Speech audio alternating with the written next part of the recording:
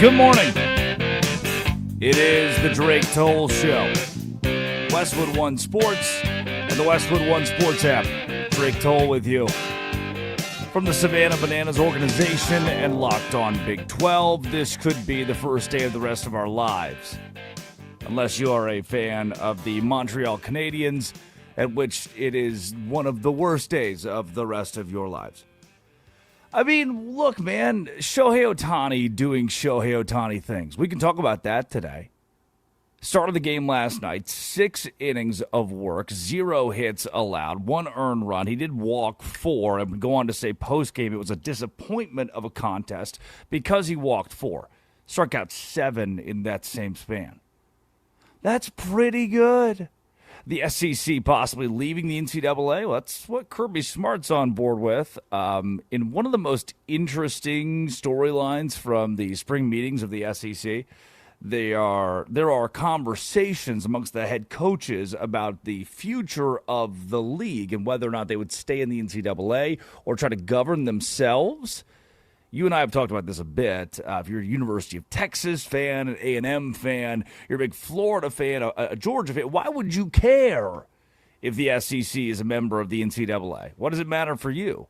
Well, the NCAA is really good at being sued and losing, so do you want to take the one entity that keeps you from being sued and throw them away? That's a big question that we'll answer today.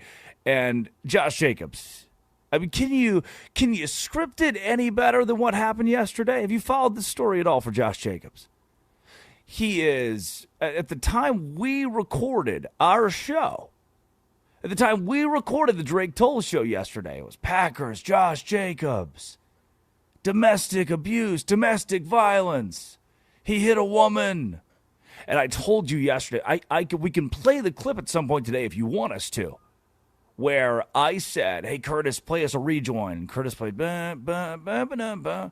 And it's the Drake Toll Show. July 27th, Josh Jacobs, exonerated on all charges, will play for the first preseason game. And it didn't even take till July 7th. It took like 9 hours, and then Josh Jacobs was released from custody, and all charges were put on hold. Investigation still ongoing. Stop me if you've heard this before. NFL player in trouble for domestic violence or possible domestic violence, and nothing happens to the NFL player. Good morning. All those are great, but I've got to camp out. Where the pathos is to start the show today. And we hyperbolic, everybody on the radio likes to get on the air and say, oh, we got a packed show today. We do. J.D. Piquel, CBS Sports, and On3 will join the program later. Jeff Schwartz, NFL legend, veteran, Jeff Schwartz, Jake Hassan. We're packed the gills, but I got to start in hockey. Here's why I've got to start in hockey. You might be a Dallas Stars fan. You might be a fan of the Montreal Canadiens. Sorry. A fan of the Colorado Avalanche. Also, sorry, my bad, it's on me. The Utah Mammoth, LA Kings. You might be a fan of the Florida Panthers. But I watched something last night. I watched the Carolina Hurricanes get within a game of the Stanley Cup final, and all I could think about there's a pretty girl who sat next to me at Baylor my senior year. And by the way, 300 milligrams caffeine. You good with that? Yeah, let's do it together. My senior year of college in this advanced PR class, this pretty girl sat next to me, and she was a massive Carolina Hurricanes fan. She was from Raleigh. And I vividly remember first week of class that year because, a common thing at Baylor is to get engaged while you're still at Baylor, your freshman year preferably. And I remember having a conversation with her where I said, it's so interesting that we're in a class where 4 people our senior year out of these 20 are engaged. It's a crazy ratio. I wouldn't do that. I feel like you're kind of rushing it if you're getting engaged. But this is nuts, the engagement rate. And she's like, yeah, that's so stupid. They're wasting their life away. 9 days later, she's engaged. She had a fiance. I think they're married now. So, but that was my first introduction to. That was my first time meeting a real life Carolina Hurricanes fan. And I didn't really think about her last night, not until this moment. Thank you. Good morning for that reminder of the pretty girl of my advanced PR class. I did think about, there's some 16-year-old kid, like late night, sports broadcast, Wednesday night, May 27th, Sports Center comes on, some 16-year-old kid at the edge of the couch. Black and red, Carolina Hurricanes, one of those sheet metal jerseys, big across the shoulders, big old sweater. And for as long as that kid, 16, 17 years old, has been alive, he's known Carolina Hurricanes. And it's felt a little different because that area of the East Coast, as you get down into the deep South, but you're in the kind of Outer Banks, and there's the mountains. It's a weird topographical piece of the country. But he's one of those guys that was born and raised on Canes. He loves Rod Brindamore, but he wants Rod Brindamore, the head coach of the Canes, to get it done, to lift Lord Stanley. And he's sitting next to his dad. That's what I think about. That TV, that glow that lights up the face of some kid and his dad watching the final seconds tick away at the Bell Center in Montreal. That graphics package flashes a number. It feels surreal. Carolina 4, Montreal 0. And you watch the closing seconds of Game 4 of the Eastern Conference Finals, and is this the year? You watch Freddie Anderson turn one away, 18-save shutout. The Canes have taken a 3-1 series lead. The horn sounds across the broadcast, and man, there's that feeling at 3-1 where you can't get loud, you can't get too excited, you can't tear up yet because it's still 3-1. You haven't won the series, but you feel it. You feel the culmination of everything you've rooted for as a sports fan come to life. I can root for that. Dad looks over and says, hey, one more. Just one more. Just one more. That moment, that's a moment that I consider in a game like this, in a postseason, where there is a kid somewhere for the first time feeling like we might actually do this. That I can get behind for the Carolina Hurricanes in the National Hockey League. This doesn't really apply as well for the Las Vegas Golden Knights, who are in the Stanley Cup final every year, or the playoffs. They have been to the playoffs 8 of 9 years of their existence. So I guess there's a 3-year-old somewhere who's waiting on them to win a Stanley Cup.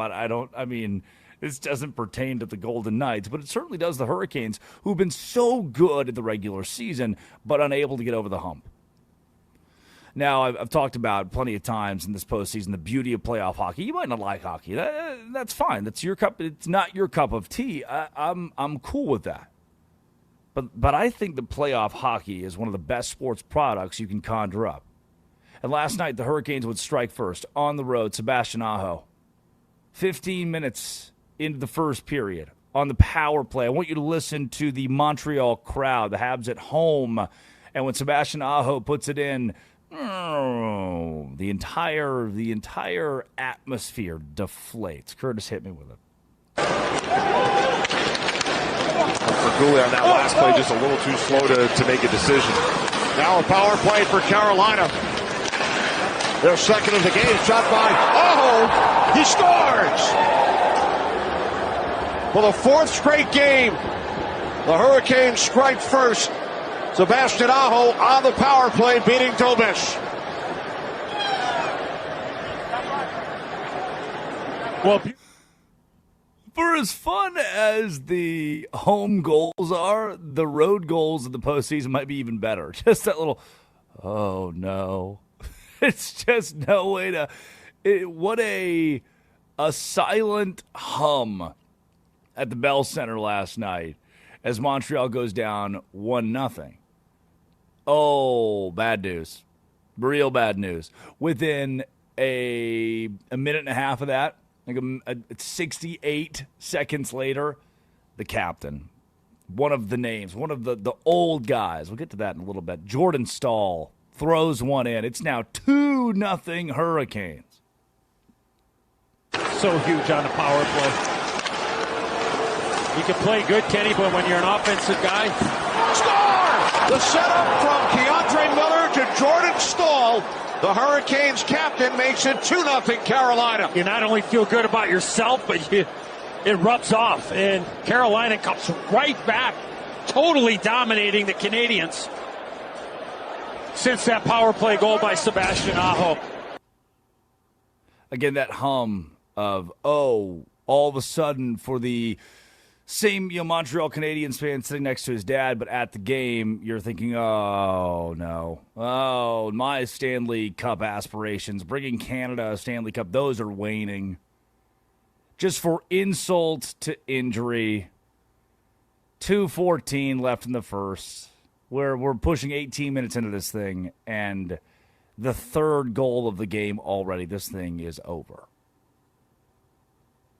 Onto the stick of Evans. Now Hudson moving in, shot blocked, and Blake picks it up. Gostisbehere getting in front of that attempt. Here's Blake with Stankoven. Score! 3-0 Carolina, and Stankoven on the feed from Blake. Yep. And that's it. 3-0 was not the final score. 4-0 was. There was an empty net at the end of the game. But that was it. All it took was the first period, and we knew. Now, we've seen teams go up 3-0 in a game and lose this postseason. That wasn't the case with Freddie in goal. There was nothing from there on that Montreal could do to regain momentum or come back to win this game. Post-game, Jordan Staal, who we just heard from, scored the second goal of the contest, is an old man. Well, at least that's what Seth Jarvis had to say. The leadership of the Canes, who have not gotten back to the Stanley Cup Final since they won it in 2000. So it's been 20 years. They haven't got back to the Stanley Cup Final since then. So that's why there's this 16, 17-year-old sitting there understanding for the first time, like, wow, the thing that I do with my dad, the thing that I do with my family, the game that I watch, my favorite sport, my favorite team, my favorite players, they're finally on the cusp of this. And Jordan Staal is a massive part of that. The captain is a massive part of that. Seth Jarvis, his teammate, said post-game that him being an old man, I think he may have misspoke, him being an old man is so crucial to why the Canes are here. He's the best. To have a guy like that in the room who's, I guess, that old. I don't know how to put it nicely. That experienced would probably be a better term. That experience. And it's just to have someone like that our team can really lean on. I mean, he plays in all situations. He's someone that in all the big moments he's out there. And just a real calming presence for us. Someone that I think a lot of the young guys lean on and look up to as someone that the moment's never too big for him. He enjoys the experience. He enjoys the little things. And that's why he's played so long, and that's what keeps him motivated, I think, is just the little things in life and in the game and moments like this where you get to go on another cup run and just enjoy it with your teammates. Problem is, what goes up must come down. If that's Seth Jarvis, if that's Jordan Staal, that's the excitement of a win on the road in the postseason for a team in Carolina that lost game one of this series at home and have won 3 straight now. What goes up must come down. There must be the inverse. There is the losing coach, the losing team. Martin St. Louis in his own complex after losing 4-0. 4-0 the final score, and his thoughts post-game about being down 3-1 are the next great drop for Curtis. Curtis is going to hear this, and we're never going to hear the end of it. Here's Martin St. Louis, the Canadiens' head coach, on going down 3-1 and trying to rally. You mentioned in French that you've been on a couple teams that have climbed out of the hole. What are the keys to climbing out of a 3-1 deficit? It's just not worry about the hole. It's just winning a game, one game. You can't look at the mountain. You just gotta look at what's in front of you and stay present. Just can't worry about the hole. Just ignore the hole at 3-1 and rally back step by step, small step by small step for St. Louis. He'd wax poetic a bit more about the home crowd, chanting, score a goal, booing. Habs fans were not happy, and I wouldn't be. The money you spend on a home playoff hockey game and the team just doesn't show up. There wasn't an inkling of competition after after the first period, the first 18 minutes of the game, and St. Louis at the podium said, the home crowd's booing, they're chanting against you. You just got to stand tall. Marty, I think we're seeing why the Hurricanes swept their first two series. I guess you heard the fans third period. They're yelling, shoot the puck. They're frustrated. Your players are frustrated. How do you deal with that frustration when the guys stand tall, get a shot? Stand tall. Is there something different that they need The to game's do? going to humble you. Whenever you get humble, you just stand tall. It's not fun to hear that, but they're not wrong. They're not wrong. Fans chanting, shoot the puck. They're not wrong. They're just spot on there. And in the end, 4-0, a 3-1 lead. And Carolina is 11-1 this postseason. They are as dominant as it gets, and they're a game away, thanks to Freddie Anderson in goal. 18-save shutout. A game away from facing the Golden Knights in the Stanley Cup final. There's your hockey today, huh? Come on, the Valonia, Arkansas kid knows puck. Yeah. It's because I was a Dallas Stars fan in college. Wherever that girl is now, surely she's excited. I hope that whoever she got married to, I probably shouldn't hope that. I hope whoever she got, whoever she got married to is just a huge Dallas Stars fan or just can't stand the Hurricanes and she had to stop being a fan. Sorry. It's a bad thing to will upon someone.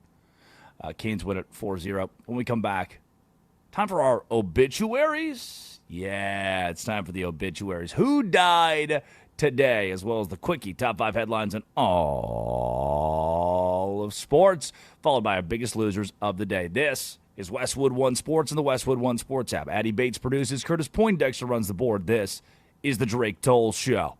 The Thunder beat the Spurs and lead the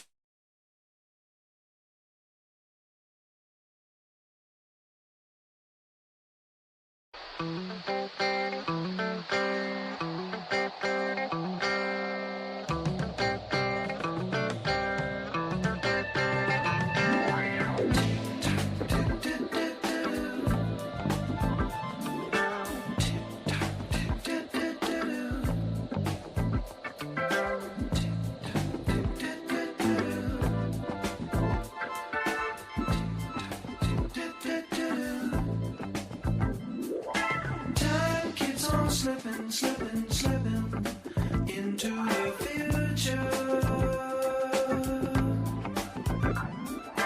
Time keeps on slipping into the future.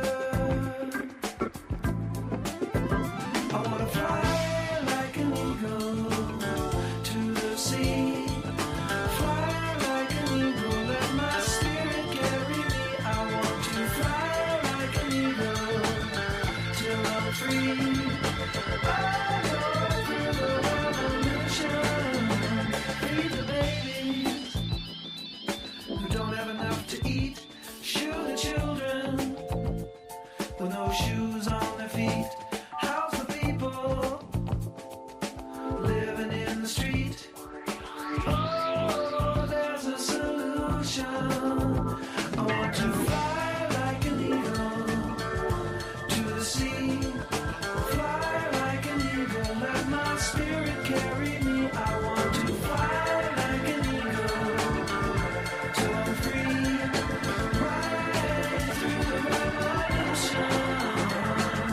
Time keeps on slipping into the future. Time keeps on slipping into the future. Time keeps on slipping into the future. Time keeps on slipping into the future.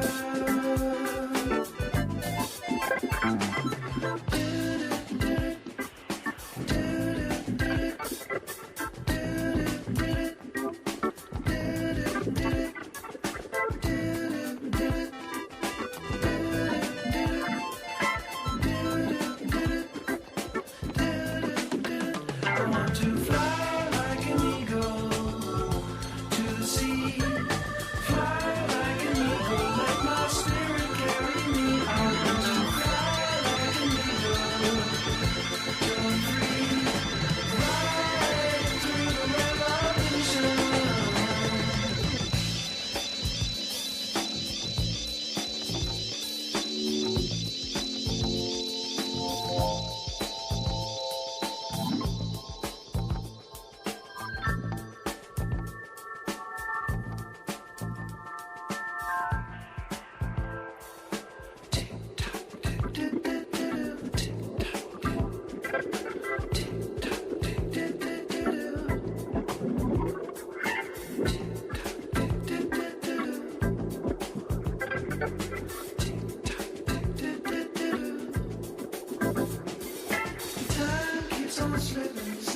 slipping into the future. Time keeps on slipping, slipping, slipping into the future.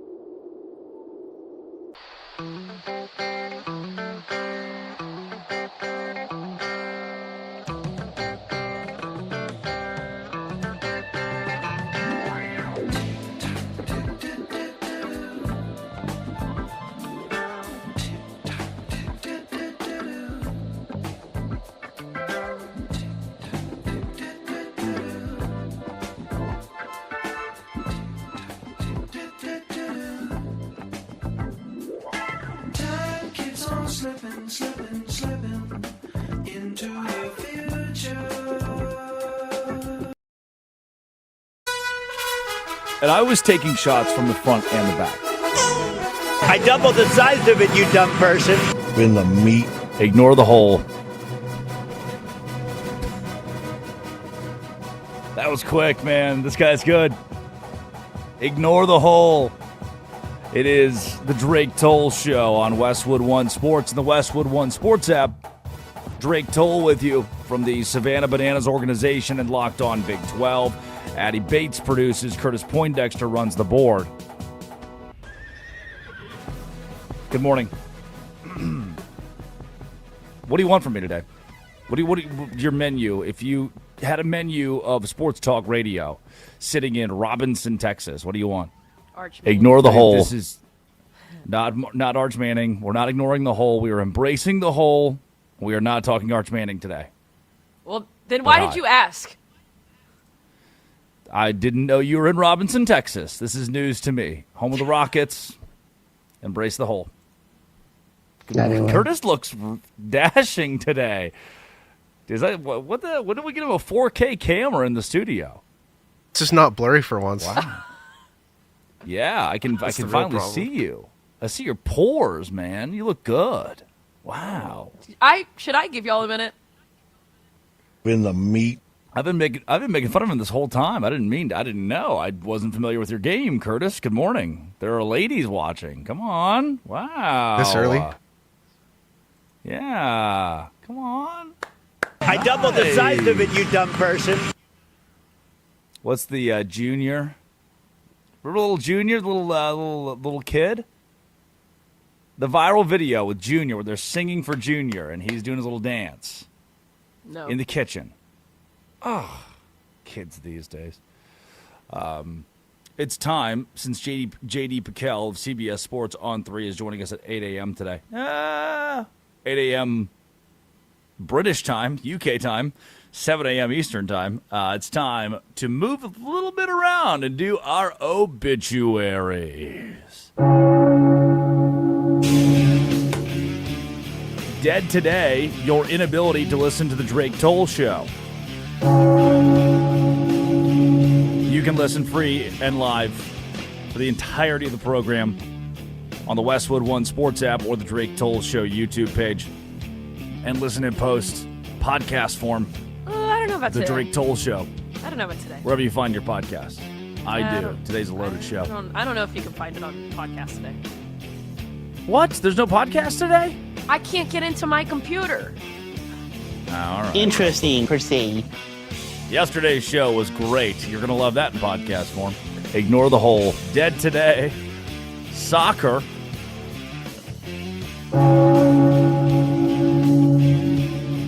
Yeah, at a meeting yesterday at the White House, the president said that we got to fix this. There can't be two footballs.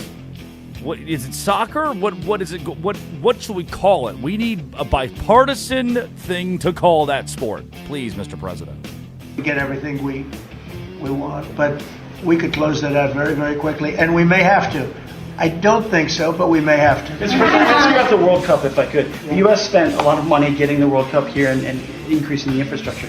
Does the economic benefit outweigh the cost? No, the World Cup is great. It's the most successful they've ever had, ticket-wise. They've never had anything that sold so quickly. It's amazing because it's the United States. You don't think of I call it soccer. It's just easier to do because we have football and they have 2 footballs, right? They call it football. But most people never thought they'd see anything like that. The World Cup, it's turned out to be the most successful World Cup from the standpoint of what's happening than they've ever had. Yeah, please. How long has it been? What? The World Cup has turned out to be the most successful World Cup from the standpoint of what's happening. And I can't argue that.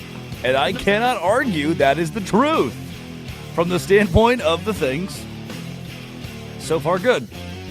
But there can only be one football, and it's a football Americano. Say hello to, get ready to learn soccer, buddy. World Cup starts soon. It's summertime. We're a couple days away from June. Dead today, SEC football. I think Kirby Smart, close personal friend Kirby Smart, friend of the program Kirby Smart, has been one of the biggest voices at these SEC spring meetings about the future of the league. He's talked about leaving the NCAA, which it's bad. Shouldn't leave the NCAA. Again, what are they good for? Paperwork and getting sued. What are 2 things you don't want to do? Paperwork and getting sued. So the SEC leaving the NCAA is not going to be as much of a benefit as the conference might think, or as much as Kirby might think. But Smart said that his biggest concern for SEC football is it's going to ruin all other sports. Here is Kirby at these SEC spring meetings. My biggest concern for our sport is we're going to ruin all the other sports. And people say, well, that's just the way it is. I don't agree with that. Because we fund Olympic sports at our program. We develop Olympians. We go to class with people that go throw a javelin. We go sit in class to the next to a person that swims and dives. You learn culture by being with those people. But that's the assumption that we're talking about student athletes, which most of y'all would argue in this room that there is no student in the athlete. I still think that the best thing for a young student is to go get a degree and train to be a professional while also training to be a professional athlete. Both of those. We're going to lose that if we keep spending, because not everybody can spend at the rate we're spending at. So, Addie, this is a really good question for you, because at an SEC program, Georgia, where they have men's bowling or men's tennis or softball or swimming, you mentioned swim and dive, it is common knowledge every one of those sports loses money. There is nothing those sports can do to make money. Football is going to fund the bowling, the tennis, and so SEC programs are starting to ask, why should we have those? As someone who played in the middle of it, as somebody who was an athlete in a non-revenue sport, please make the case, take the podium for why non-revenue sports should still live on in college athletics. Well, technically, the legal reason is Title IX. That's the quick reason right there. That is it. All right, Title well, IX. next, Dead today. Expound on that. Also, there are certain sports like bowling where if universities have them, that actually is a sport where you have the easiest chance to win a national title. Like, the reason why Valpo has bowling is because you have the best odds to win a national title based on how many schools have it. In other sports like that, that's the reason why. But yes, Title IX. Come on, guys. Come on. I understand people out there, you have every chance of dying and stuff like that, whatever he said. But yes, that's why. You legally have to have these sports. Yeah, it is outside looking in. I didn't play a sport in college, and I was not in a non-revenue sport. I mostly covered football, because guess what brings in the money for this show, for any show I've ever done. It's been college football, the NFL. And so I think you give your flowers to that program as the one that keeps the lights on for everybody else. But Kirby's saying, hey, if we keep needing that tennis budget. If tennis is losing $3 million a year, and that $3 million should go toward a wide receiver, schools are going to start cutting tennis so they can fund their wide receivers, because then more money is pouring back in through football. That is law of averages, by the way. Not everyone can be good at football. What goes up must come down. You could spend, a la LSU this year, a record-breaking amount of money and still lose. And when you spend that money and lose, and you don't get that money back, you start cutting things that are losing you money. Tennis, bowling, cross-country. That's a problem. That's what Kirby Smart's mentioning here. That's what Kirby Smart says. Every other sport's going to die if football doesn't slow down the way it's spending. Dead today. Well, dead next year. Major League Baseball. Pat McAfee, since there were open slots in primetime this week on ESPN, did Pat McAfee After Dark. This was an interesting concept. I liked it, actually. And had Rob Manfred on the show, had all the league commissioners he could gather on the show. And Manfred said there's a $446 million gap between MLB's smallest and highest team payrolls. Can I read that again for you? Did you hear that, America? There's a $446 million gap. Ignore the hole. Between the highest paid roster and the lowest paid roster in Major League Baseball. Here's what Manfred had to say on Pat McAfee. It's a little over a minute. He waxed poetic when he talked to Pat McAfee about how to fix this whole thing. You talk about right now about competitive balance. It sounds like what you guys are in the middle of trying to figure out is we need more teams to spend money, and the teams that are spending a lot of the money, okay, we're going to have to figure out who's allowed to spend what. Sounds like, is it your guys' angle? I know the players are going to have their own angle, but absolutely, that's kind of the basis of what we got going on, basically going into this negotiation, right? Right. We got to look, our payroll gap from top to bottom is $446 million. That's not a fair fight, and the numbers really bear out that it's not a fair fight. If you have a high payroll, you're much more likely to make the playoffs. And if you have a high payroll, your chances of going to each of the successive rounds are massively higher than a low payroll club. And, look, fans want competition. That's what it's about at the end of the day. And we need to get that one fixed. That's crazy to think, though, just because everything that is kind of stated, that the league's commissioner, because the teams that are spending all the money are the big city teams. Mm-hmm. And this is the league's commissioner going, hey, this is not fair what these big city teams are doing. I'll be fascinated to hear the counter reasoning from the players. And what we would all like to say when you guys come to that is baseball is having a great run right now. Ball as a whole is having a great run right now. We cannot have a work stoppage, okay? Mm-hmm. You guys need to figure that out. I speak for everybody.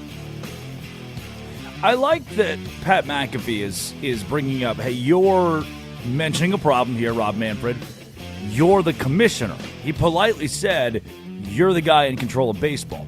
Now, Manfred cannot control these collective bargaining agreements. He can't speak on behalf of the players and the owners. They have to figure out whether or not there's a salary cap or how to. The players and owners have to come together and fix this. But you need a voice of conviction in that room. The MLBPA keeps losing their advocates because they're banging their sister-in-law. Not good. What? And so, given that, Addy, these conversations still aren't in a very stable spot as far as us playing baseball in 2027. First of all, can someone get the MLB commissioner a microphone? Sounds like he's using his computer. I feel like that's just easy. Whatever. I digress. And Hell, that's Curtis has got a microphone. If Curtis can get a microphone, the MLB commissioner can get a microphone. That is true. Obviously, right off the bat, he told you what that gap was between the highest paid team and the lowest paid team, and I don't know how you're going to be able to kind of make up for that or make it more competitive. There will be a lockout, whether it's a couple months, I don't think it'll be the whole season, but we are going to miss some baseball next season. I've been singing that from all the rooftops, but the MLB PA right now, they're a mess, and of course, what a year to be a mess. What a year to be a complete mess. What a year to be banging your sister-in-law. Come on now. Ignore the hole. Addy Bates coming to a rooftop near you to stream. Finally dead today. College sports as we know it. But maybe that's a good thing. Per On 3, Senator Ted Cruz and Maria Cantwell have introduced bipartisan legislation. The Protect College Sports Act. It includes one-time transfer 5-year eligibility. All right, 5 years eligibility is better than 8. One-time transfer. Okay, yeah, you can do that one time. The Lane Kiffin rule prevents coaches from leaving mid-season. Yeah, that's probably a pretty good rule. Don't leave mid-season. And it bans pro players, including international pro players. That's the one I'm not. That's going to kill the Illinois basketball program. Purdue basketball is going to be in the tank after they ban foreign players who have played professionally overseas. But if that saves our college sports in the great USA, then I guess I'm on board. Addie Bates producing. Curtis Poindexter runs the board. When we return, it's our biggest losers of the day. That name, you just heard it, Lane Kiffin, biggest loser of the day. You'll want to know why. That's coming up next. 310-840-4910. You can call or text the show, 310-840-4910. If you're a Carolina Hurricanes fan, let your voice be heard. This is the Drake Toll Show. The Knicks.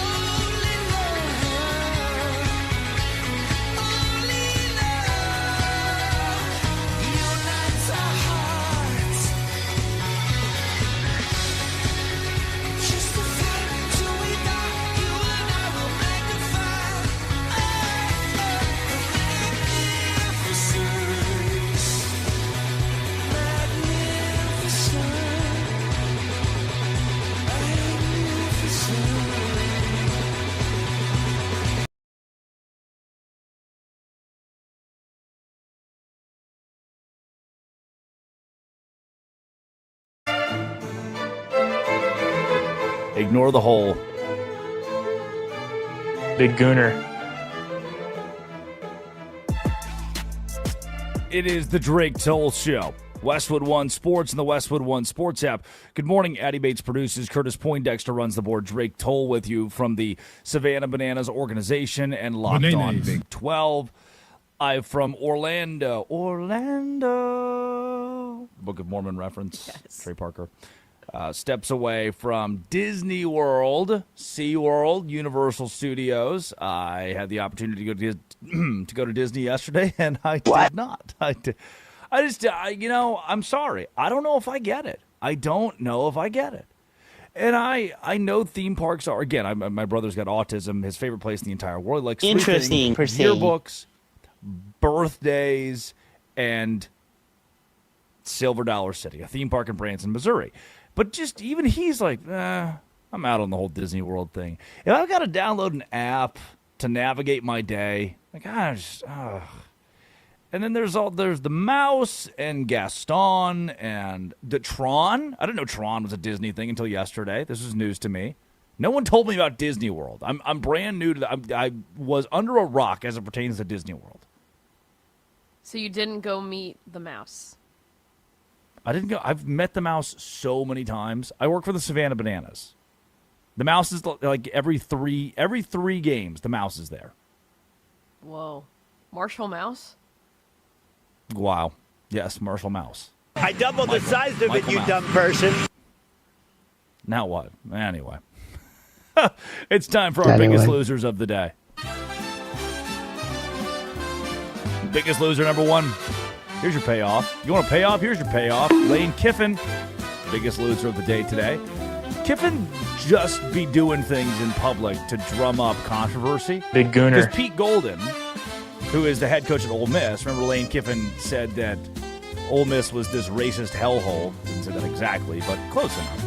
Pete Golden, at these SEC spring meetings, sounded off on Lane Kiffin. And it's kind of odd, the relationship these two still have. Pete, take it away. Really don't have a response to it. I mean, obviously, there's a Lane side for us that we're buddies and are friends, and then there's a professional side that I have to get on his ass about a little bit sometimes. But I think, every time he gets in front of a camera, they're bringing up Ole Miss and all that. I think, the breakup wasn't perfect. I don't think any of them ever will be, but for some of the last comments that he made, I think anybody that's been to Oxford, knows that's not where we're at right now. I've lived all over the Southeast. We all got our own issues, but I think the biggest thing is make sure people come to Oxford and see it for themselves. Nobody's good at Ole Miss's camp of responding to the racism things. Like, I didn't think this was a great response from Pete Golden. Like, I've lived all around the South, and I, as a straight white man, have seen no racism. Oxford's not like that. Like, I don't. Surely Lane was on base that there are still some things to exonerate in Oxford, Mississippi. I don't doubt that there are racist things there to exonerate, the same as there are anywhere in the Deep South. And he did say that everybody has their issues. But I think it's interesting for him to say that off camera, him and Lane are buddies. There's public Lane and then friend Lane. Like, I don't know if I like coach saying that about the other head coach that left and then called my town racist. I don't need those two guys to be buddies. Am I right? Yeah, you are. I just didn't like admitting that. I didn't like that. That's first time. Everybody, breaking news. Curtis, breaking news, please. Ignore the hole.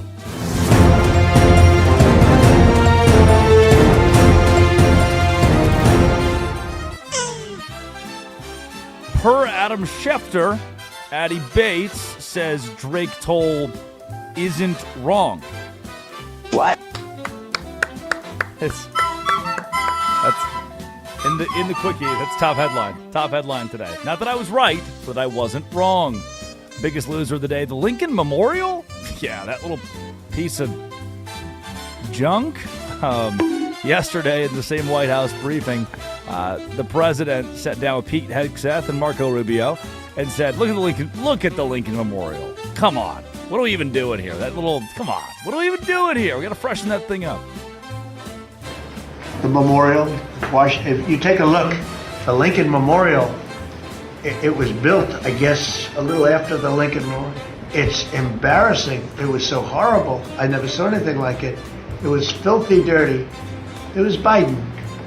And they spent, between the two of them, they spent hundreds of millions of dollars trying to fix this thing. I doubled the size of it, you dumb person. I know. So Take dirty. a look. In the meat. The Lincoln Memorial. It was filthy. It was dirty. It was Biden. That's a great. That's so rich. Anyway. Hundreds of millions of dollars to fix it. Still can't clean that thing. Can pressure wash it. Dead today. Biggest loser today. Biggest idiot of the day. The NBA and its referees. They're going to go away. The first minute of this drives the point home. Adam Silver met with Pat McAfee on his show yesterday, in that primetime Pat McAfee show, and said the NBA will, implement an AI automated system to review calls? Okay, take a listen to this.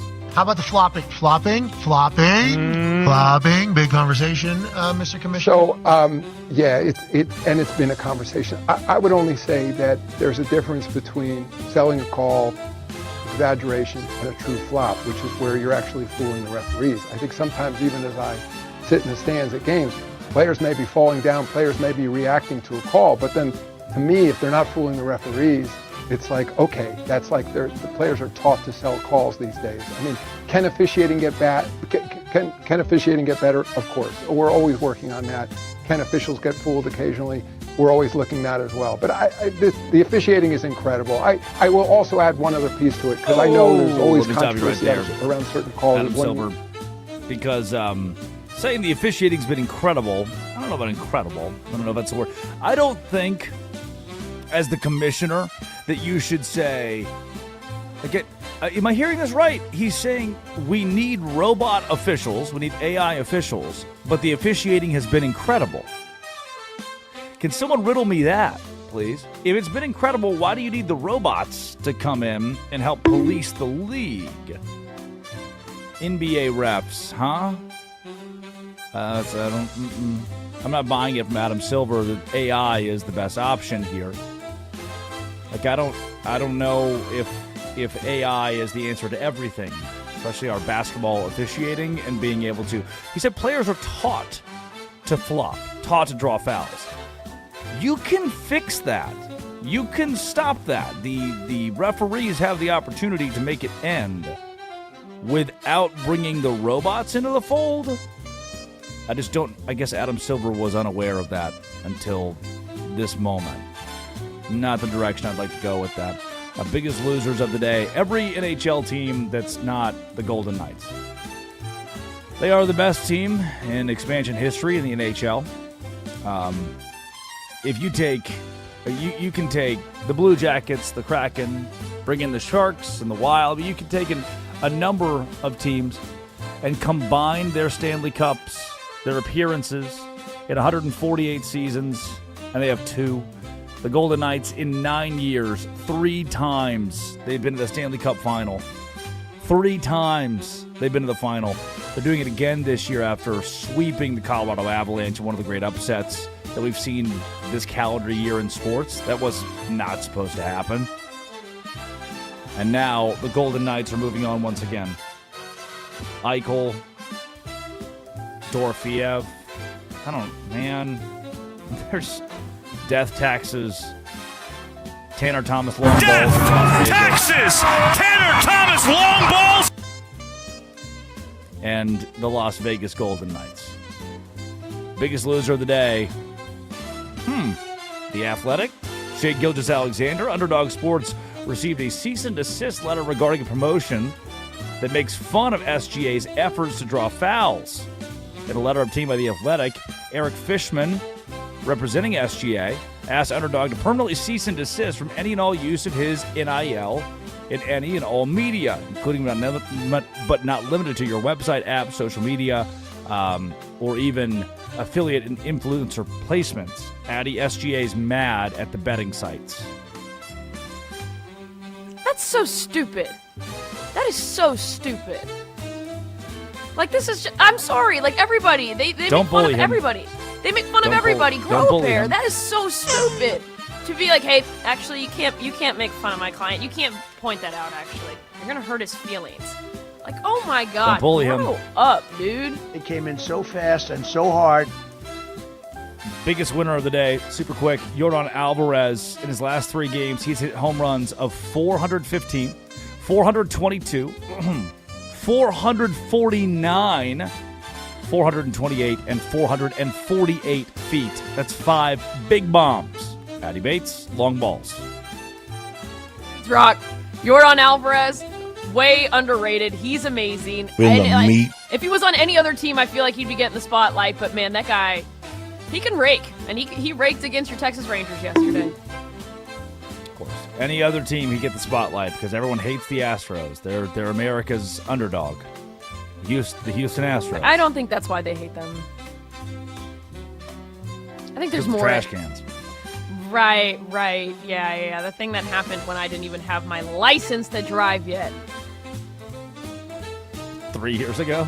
Patty Bates produces. Curtis Poindexter runs the board. When we come back, on threes, J.D. Piquel joins the show. These SEC spring meetings are getting out of hand. Is that conference leaving the NCAA? This is Westwood One Sports. This is the Drake Toll Show. Ignore the hole. This is Westwood One.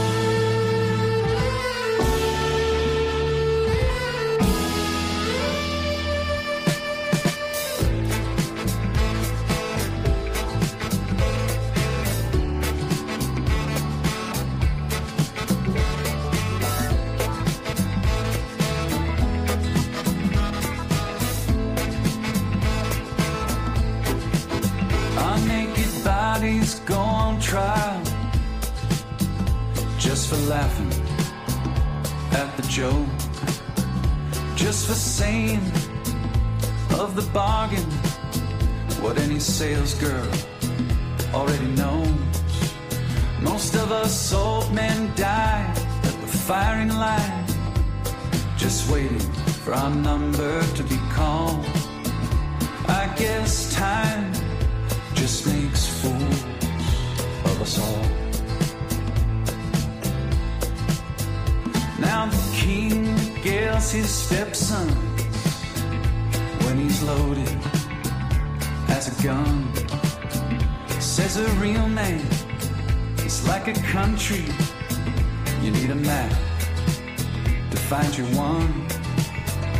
Now I do you suppose you must approach the throne with its back up against the wall. I guess time just makes fools of us all.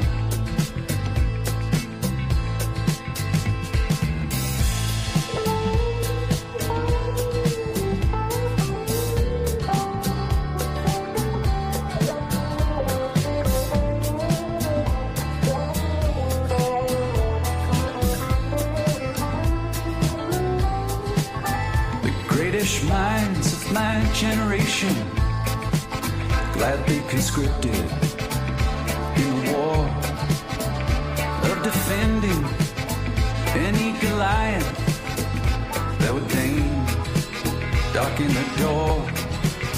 Now with your genius for picking battles, it's no wonder every helmet is too small. I guess time just makes fools of us all. I guess time just makes fools of us all. My drink is watered down. The champ is on his knees. He lost the rematch. He lost the comeback. He lost for charity, but that's the job. It's what gets the asses in the hall. They came for a beating, and he came to brawl.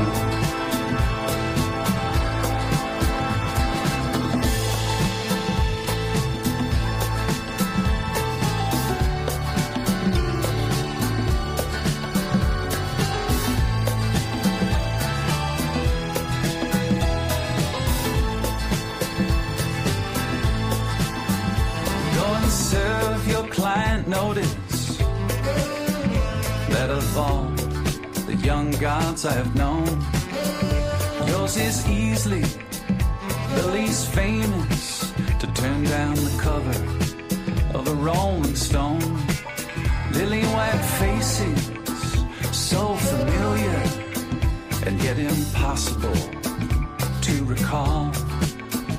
I guess time just makes fools of us all. After a millennia of good times, God said, hey now, let's have a dream where we raise the stakes a little.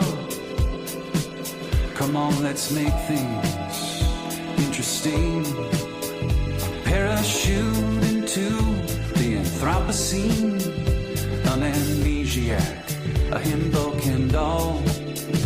I guess time does make fools of us all.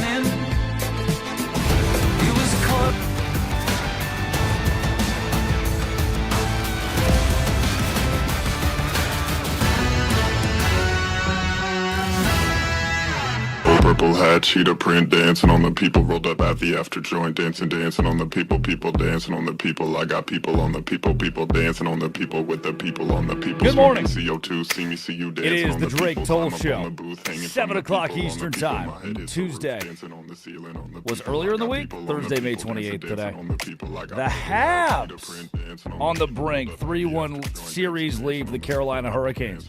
The San Antonio Spurs, Oklahoma City Thunder duke it out again tonight. OKC up 3-2. The winner will play the New York Knicks in the NBA Finals.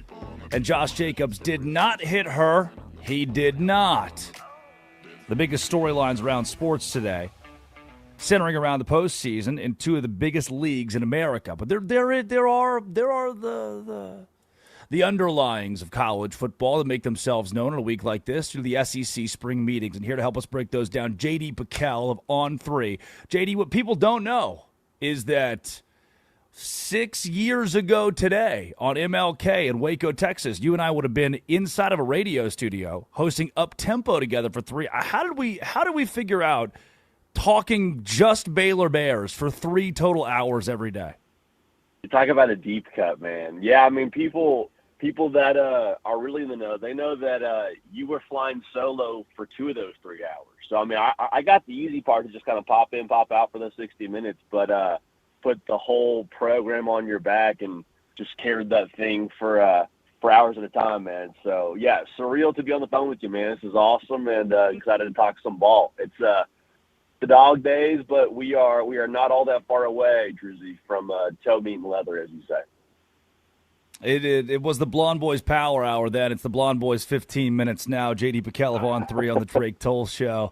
And we at this time of year have to talk about anything but the games. Why would we ever talk about the competition on the field? Instead, it's the storylines. And what we started with on today's show is this Pete Golding response to Lane Kiffin, where he's telling the cameras that, Lane's my friend, and behind the scenes there's friend Lane, and we text a dozen times a day.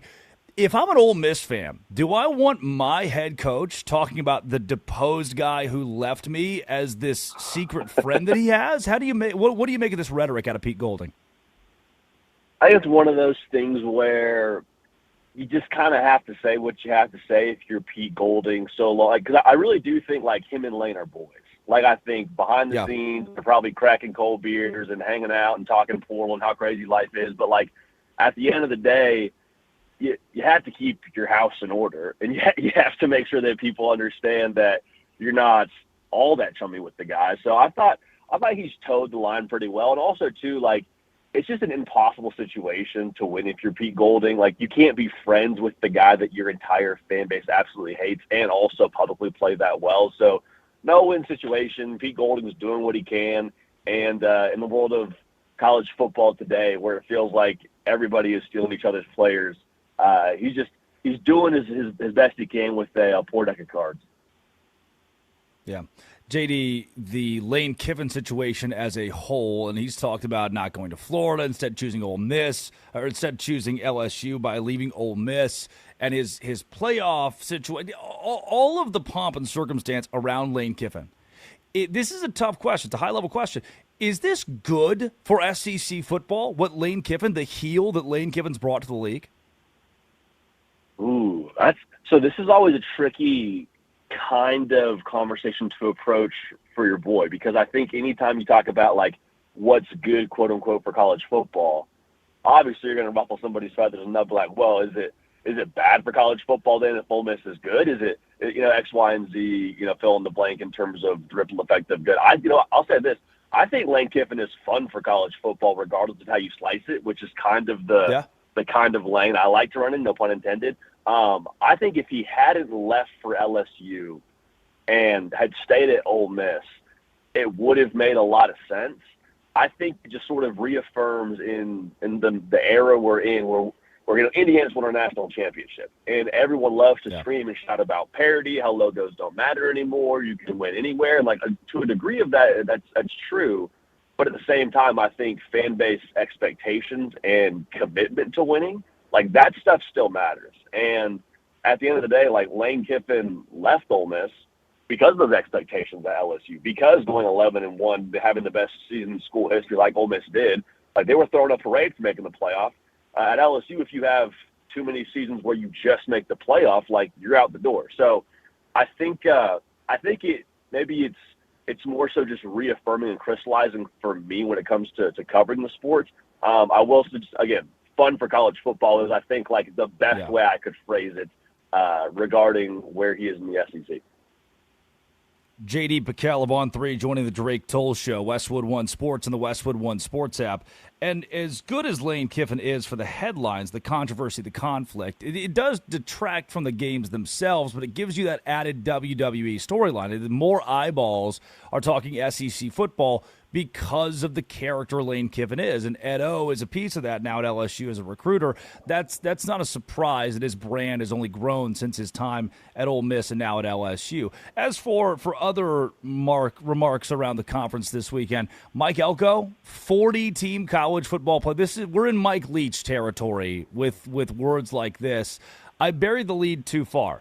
The future of the college football playoff, put it in the hands of the SEC coaches. A lot of these guys have said 16, 24, 40. Why are we allowing more and more access to what was once supposed to be so exclusive?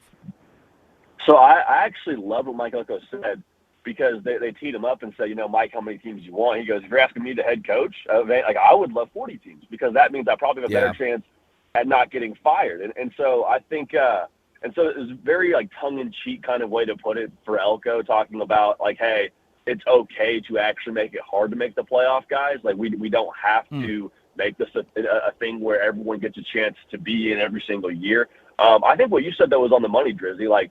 If you're talking about a world where the postseason is supposed to matter, why in the world would you ever refer to a college football head coach as your source for what's best for the sport? Because Elko said that, too. He's like, you ask us at these meetings how many teams want in the playoff. He's like, none of us are actually answering for the betterment of college. We're all answering for the betterment of our program. And on one hand, you say, okay, well, that kind of sucks that we have people that are, at the highest level of this game only speaking on the betterment of, their own specific situations and not thinking about the game at large. But then you take another second and you say, well, why would they think about the game itself? These guys could be in the NFL tomorrow. These guys aren't paid to think about the betterment of college football. They're paid to win games at their respective universities. So it's a really slippery slope. And the thing that we always talk about is, well, let's get a commissioner in charge. Let's put Josh Payton in charge, put Mike Elko in charge. I am all the way here for that. At the same time, who's hiring those guys? We have to have a governing body to put a governing body in place. And I don't think Sankey or Petitti or the NCAA is running to give up any of their power anytime soon. So if it's me, I think we've been at 12 for 2 years, and to blow it up after 2 years after it's been, I think, pretty good for 2 years would be a little bit hasty to me. But this is also the same group of people that tripled the playoff after a few years of 4 teams. So I don't know where we go from here. Yeah, if you want the team with the best regular season, keep it at 2. If you want a true national champion, 4 is probably going to get you there for the best team in college football that may have slipped up one time. If you want the best team suited to win a tournament-style format, that's where 12, 16, 24. You're not looking at the best team. You're looking at who's healthy at the right time, who's built for the tournament, and who can go win 4 games in the postseason. That seems like a problem from my chair. J.D. Pickell of On3 Sports joining the Drake Toll Show. And alongside, you mentioned governing body. There's rhetoric out of Kirby Smart that the SEC could pull away from the NCAA and create its own playoff format or do its own thing. And J.D., I've said it. The NCAA is great at being sued and making people mad. And I would rather them get sued and make people mad than the SEC get sued and make people mad. Is the NCAA that big of a problem that those 3 letters, that conference, should try to pull away? It's the billion-dollar question: is how much is the NCAA standing in the way of the SEC doing what they want to do? Yeah, I think that the NCAA, in a lot of ways, has a lot less power than it used to. I don't know if that's breaking news at all in saying something like that. Sure. I think the tricky part isn't so much the NCAA as much as it is getting the other conferences on board with what the SEC and Big Ten would want to do. And so we talk about the NCAA and their role in that. I do think a lot of what they stand in the way of doing has to do with the legalities of it and their obligations to other conferences. I'm kind of at this point where I like what Iowa State's AD said. He's like, they talk about breaking away, like, go do it. Like, you want to go, play basketball and swim and do track and field, like go do it and see how that works out for you. So I don't think it really is that feasible for the SEC to just go off on its own. Now, if the SEC and Big Ten were to break away, I think we're cooking with some gas and things start to change pretty quickly in the realignment world. But it's a very tricky conversation to unpack. Like, hey, NCAA, is this on you? Is this on the ACC? Is this on the Big 12? Like, is it Big Ten? I don't know exactly who's holding the most blame here, but I do sort of get tired of this, to use your word, to use the rhetoric around, well, we might break away, we might do this. It's like it's May. Like, we're all standing on top of the high dive. Unless somebody's going to jump here, then let's move on and actually talk about what Georgia could be in the college football playoffs, so on and so forth. Yeah, let's do that last couple I got for you here, JD, on the gridiron itself, or maybe off the gridiron for Brendan Sorsby.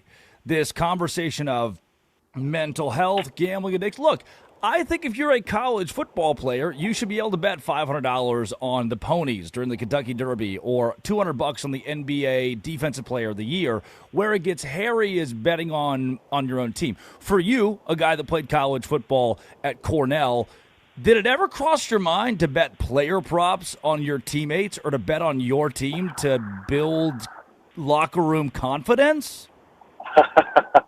Dude, maybe I should have. Maybe that would have kind of built the chemistry and would have been better during my 4 years there. I think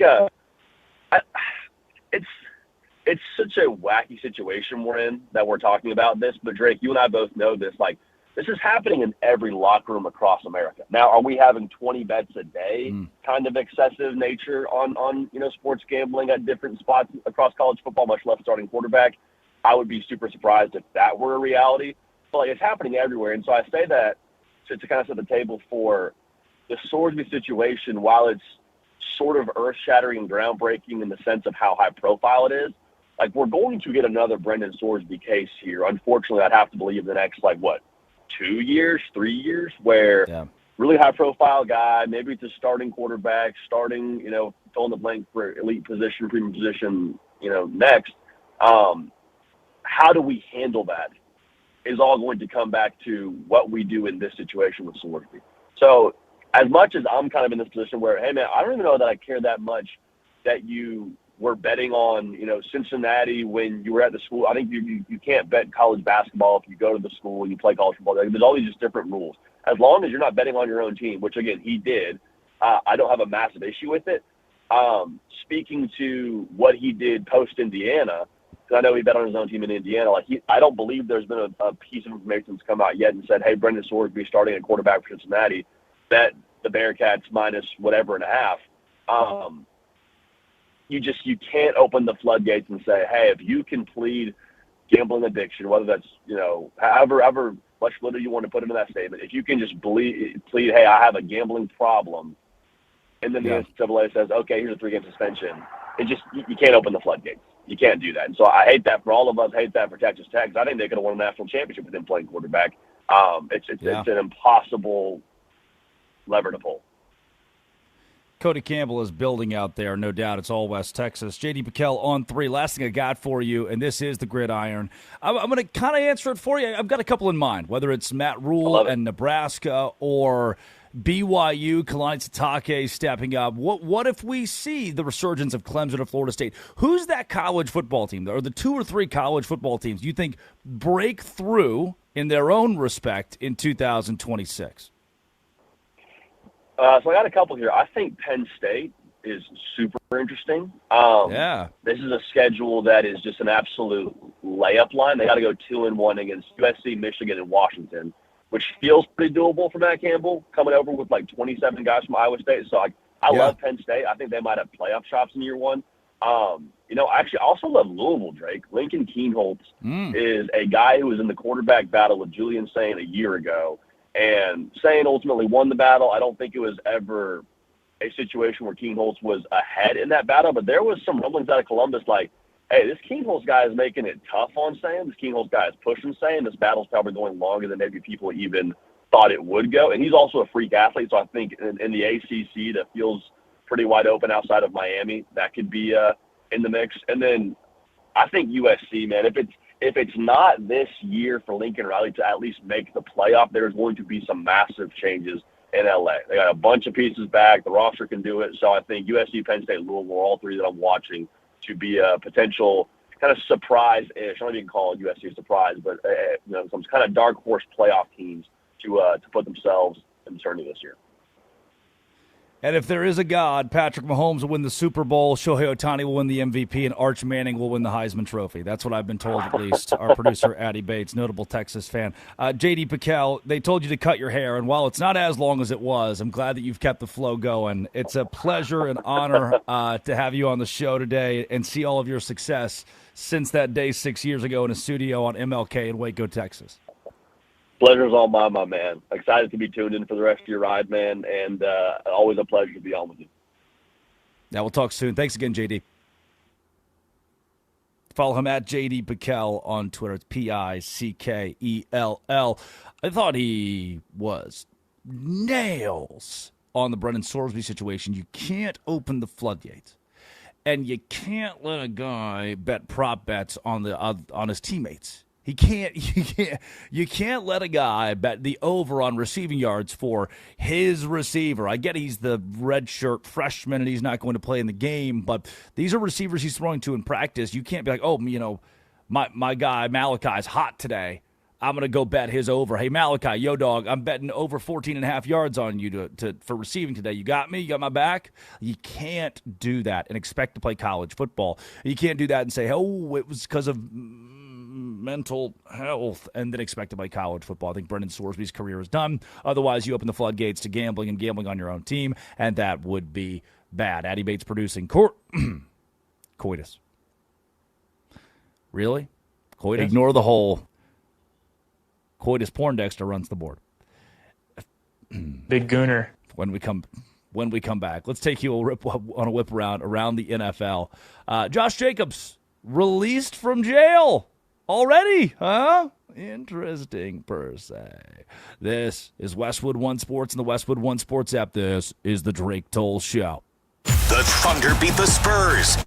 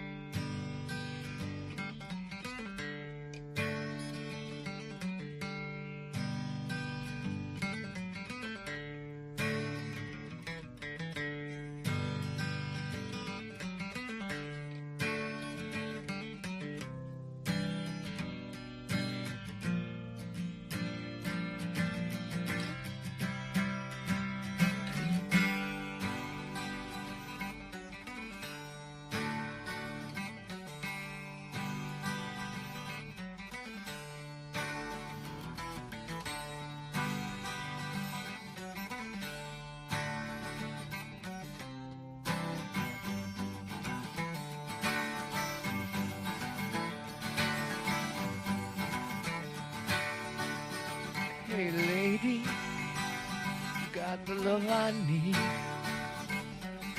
Baby, more than enough. Oh, darling, darling, darling, walk a while with me. Oh, you got so much, so much, so much.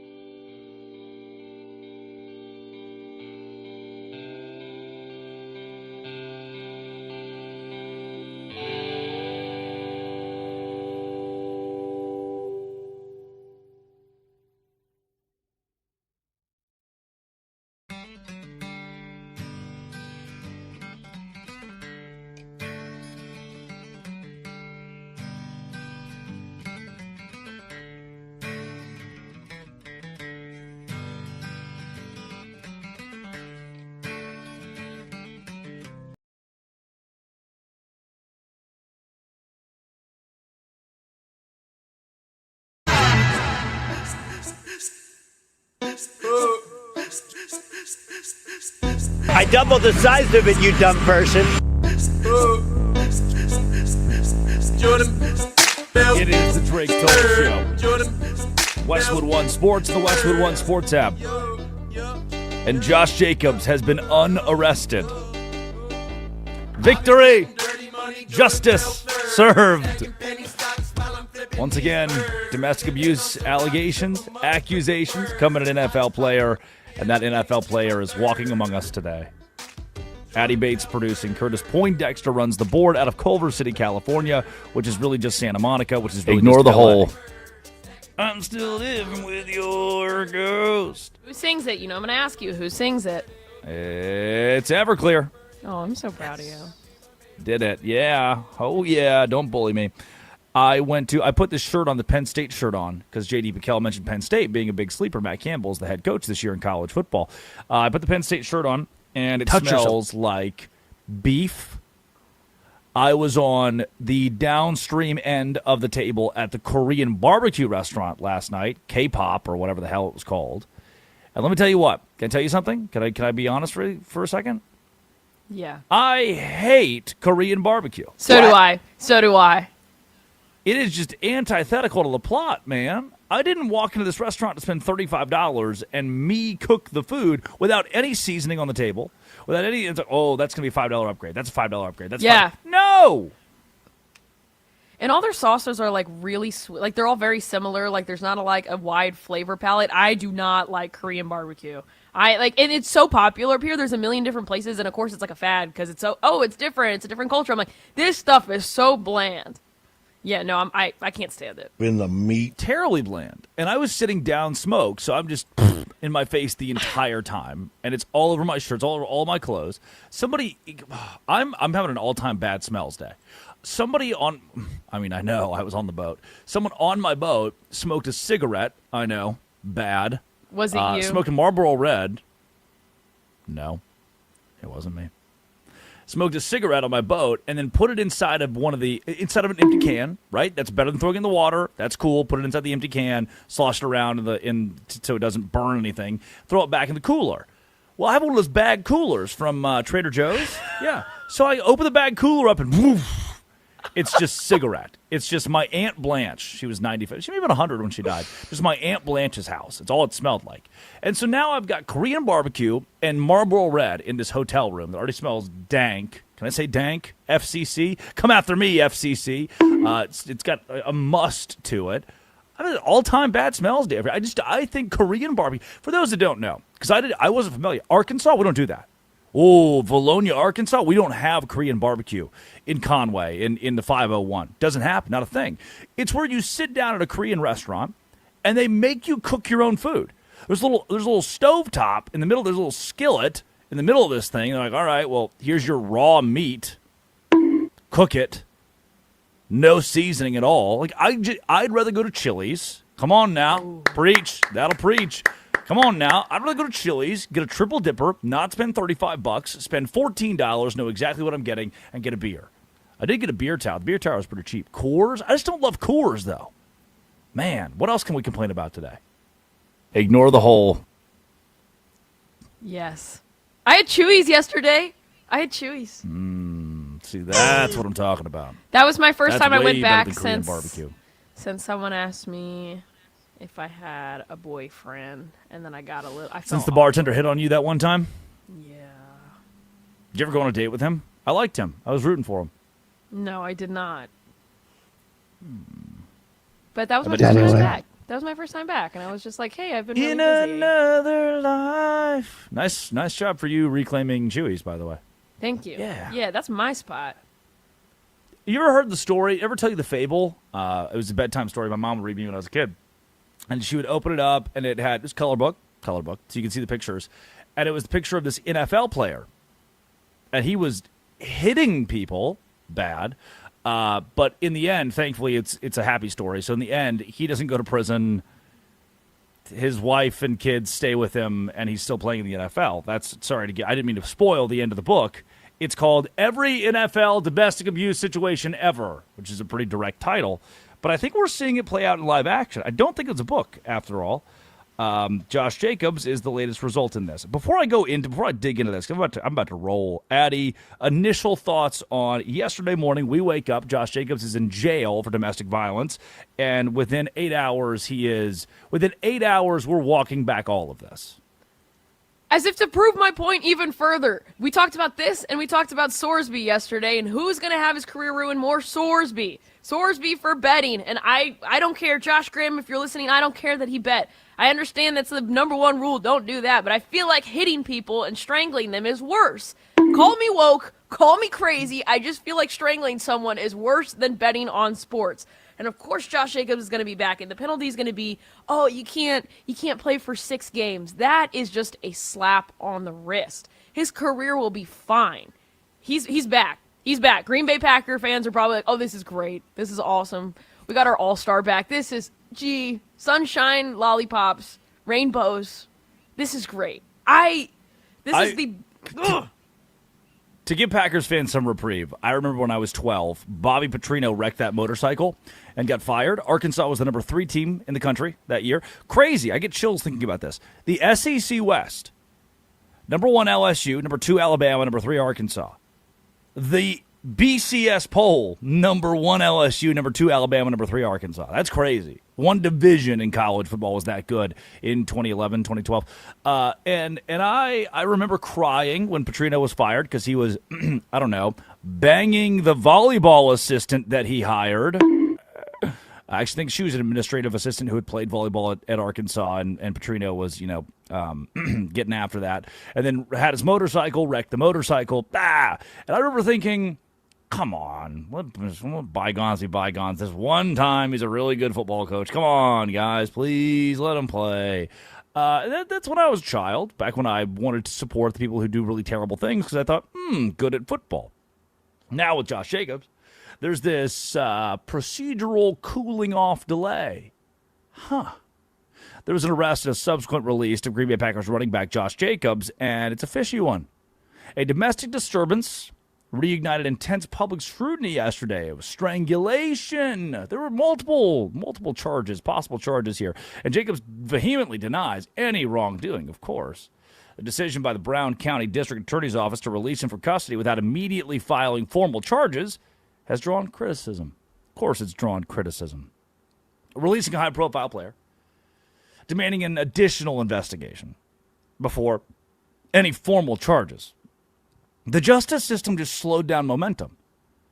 Here is an alleged victim saying, hey, this guy strangled me. He beat me. This male, I am a woman, this male beat me. And the police department says, oh, good, we'll go arrest him. Yeah, come on, let's go arrest him. Open up, it's the police. Excuse us, sir, can we see an ID? Oh. Hey, Officer Williams, can I have a second? Yeah, what's up, Nitro? I think that's Josh Jacobs. Oh, my God. That is Josh Jacobs. He's on my fantasy team. What do we do? I don't know. He's already in handcuffs, so just get him to the police station, tell him you're sorry, and let him go. Okay. Sorry, Mr. Jacobs, for the issues. Didn't mean to keep you, but we're going to have to bring you down to the station, just get your fingerprints, and, this whole thing will blow over. Don't worry, man. We'll have you back on the field before you know it. It's disproportionate, the access to leniency that these professional athletes have compared to you and me. I don't want to beat women, by the way. I don't need access. I'm not asking for, hey, make it fair across the board. If Josh Jacobs can do it, can't we all? No, I'm not. That's not what I don't need some sort of equity in how you arrest and how you try and how you throw it, because I'm not going to do it. I would hope that you're not doing it, beating women. But in a situation like this, there's this chilling effect to me, this chilling effect of, oh, we arrested him, and off the bat, this seemed really serious. Then after a little bit, we realized it was Josh Jacobs, and he's going to play in the NFL next year. After a little bit, we realized it was Josh Jacobs. So we shouldn't, really arrest him. The initial offenses that he was booked on, a misdemeanor count of intimidation of a victim. Excuse me, what? Hold on. Let me read that again. So strangulation was in there. Physical abuse is in there. Oh, wait a second. Intimidation of a victim. Weird. So he'd been arrested and was booked on a misdemeanor count of intimidating a victim. Hey, don't you tell the cops. Don't tell the cops. Don't tell the cops. I'll do worse things if you tell the cops. And then after being arrested for that, they're going to let him go. Huh. Yeah, it's the craziest thing, man. We picked him up, arrested him this morning, and the victim seemed pretty vehement that he'd done it. And now all of a sudden the victim says he's innocent, so we're going to let him go. Didn't you just tell me that intimidation was a factor in this? And now I get it. He's the centerpiece of the Packers' backfield. 4-year contract, man. We got to let this guy out here. We can't lose these millions of dollars. The financial and competitive stakes, it's a massive incentive for these organizations, these local communities, these power structures to just let's let the process play out. Let's see where this one goes. No swift justice, no preventative discipline. No, let's see what's going on here. It's a passive approach to NFL players who beat people. Not saying that Jacobs did allegedly beat people. It's a passive approach to NFL players who allegedly beat people. It's a history in the NFL. History, this NFL personal conduct policy. There's a delayed thing. We'll let the law handle this one. The law comes back and says, well, he's an NFL player, so we're not going to do anything. And the NFL says, great, well, he's an NFL player, so we're not going to do anything. Ray Rice, Greg Hardy, Ezekiel Elliott, 2016 domestic dispute involving his ex-girlfriend. Tyreek Hill, twice. Kareem Hunt, pleas to the blind eye, to no criminal charges, to paid leave, erased conviction, 2-game precedent. There's one thing the NFL is really good at, it's football. If there's one thing the NFL is not very good at, it's handling domestic abuse. What if instead of end racism, let's do the thing. In the end zone we write end racism, comma, stop genocide, comma, don't beat up women. Huh? Anybody? Any takers? I know it's kind of wordy, but I'm workshopping it. No breast cancer. It's not allowed. No breast cancer. Don't you dare say end breast cancer. The NFL won't like that. Jake Hassan joins the Drake Toll Show on the other side. Let's talk all things sports. Shine matters. In the Shine Showdown, 84% of people chose Tidal Wave Auto Spa over the competition. Shop at Tidal Wave and get that clean car happy feeling. Find locations at TidalWaveAutoSpa.com. TidalWaveAutoSpa.com. This is the Drake Toll Show. The Knicks are headed to the NBA Finals.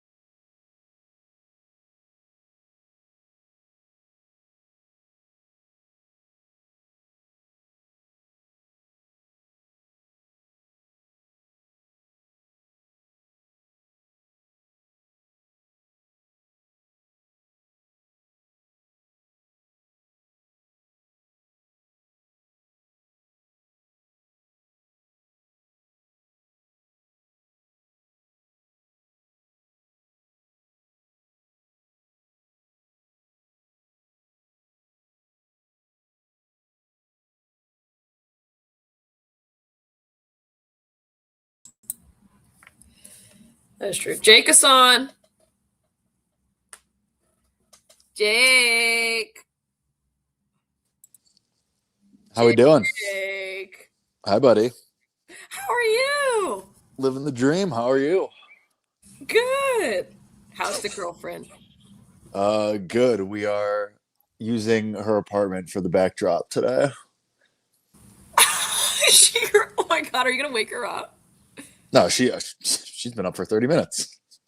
How does it feel that you are dating someone more athletic than you, Jake? Be honest. It's low bar to clear, dude. I don't know. I do have more kickball championships, though.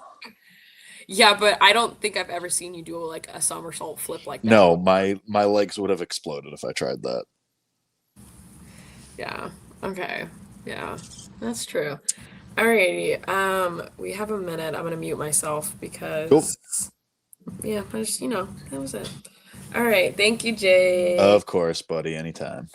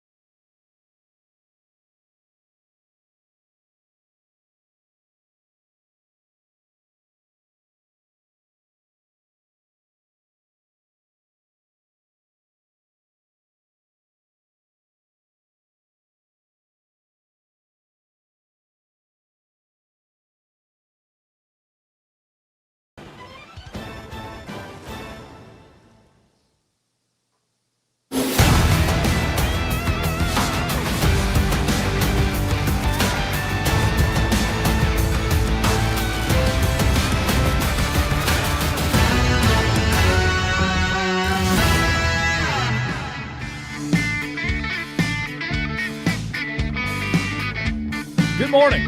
Welcome back to the Drake Toll Show. Westwood One Sports and the Westwood One Sports app. Drake Toll with you. Live from Orlando, Florida. Steps away from Disney World, where the party animals take on the Loco Beach Coconuts on ESPN this weekend in Banana Ball. Let's take it to the diamond, but not in that Banana Ball realm. In baseball, Major League Baseball, where Jake Hassan joins the Drake Toll Show at the Jake Hassan. And storyline number one in my household, as for these walls, Jake, is a young man by the name of Riku Nishida wearing number 51, the same number as Ichiro. 2022, Riku and I spent a summer together with in Cape Cod. Mount Hood, at the time, he was just one of these guys. They're like, hey, we need a reserve, bring him in, see how he does.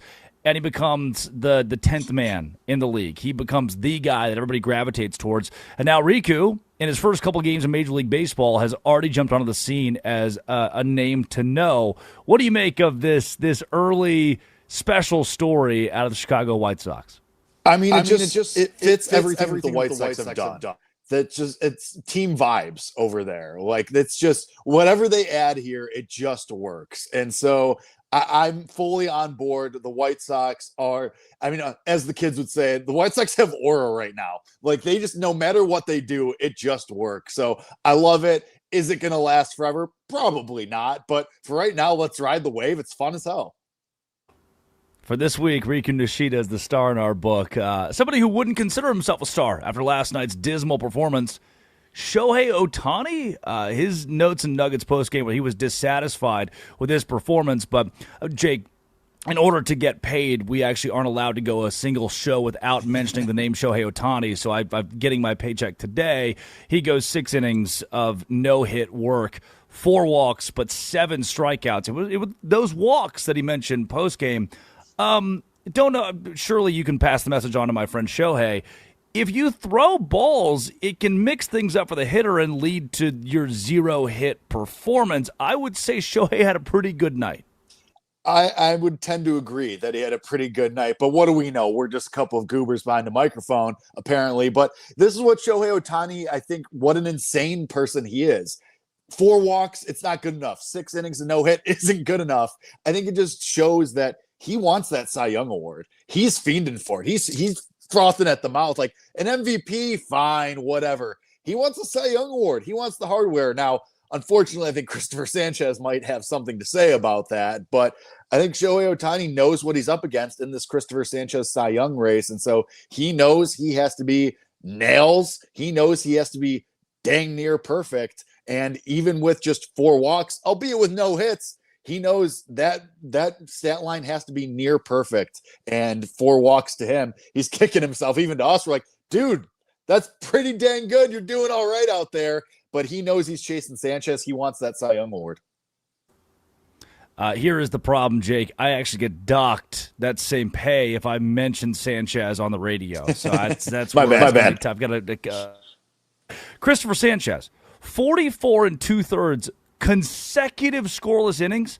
Is that a real stat, or is this some kind of coma that I wake up from and have to explain to the doctors that Christopher Sanchez doesn't exist? No, this is real, and we've seen this coming for a couple of years, Drake. 2 years ago, Sanchez ended the second half for the Phillies on an insane tear and looked like an ace. Last year, he was in the Cy Young voting. He was a finalist. He was awesome.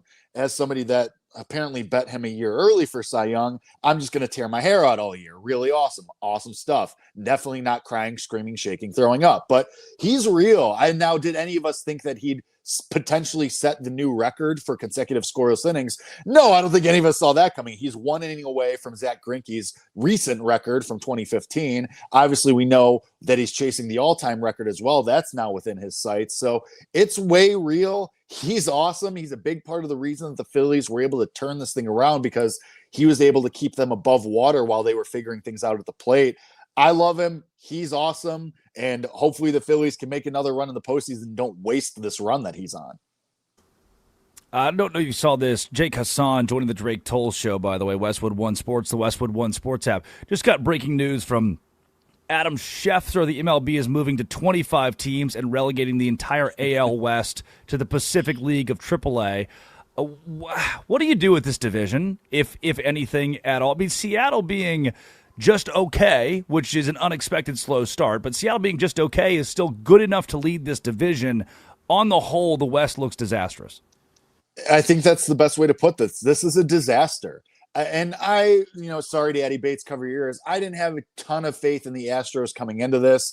Speaking of people who aren't real, Spencer Arrighetti, who I guess we're betting on against Nate Eovaldi today, which, speaking of being in a coma and trying to convince the doctors that's real. But yeah, I mean, the A's, look at the A's in the AL West title conversation. We knew that they would eventually be this on the back of Kurtz and on Rooker and the young guys that are coming up. But I don't think we expected it this year behind Luis Severino and Jeffrey Springs. But here the A's are too.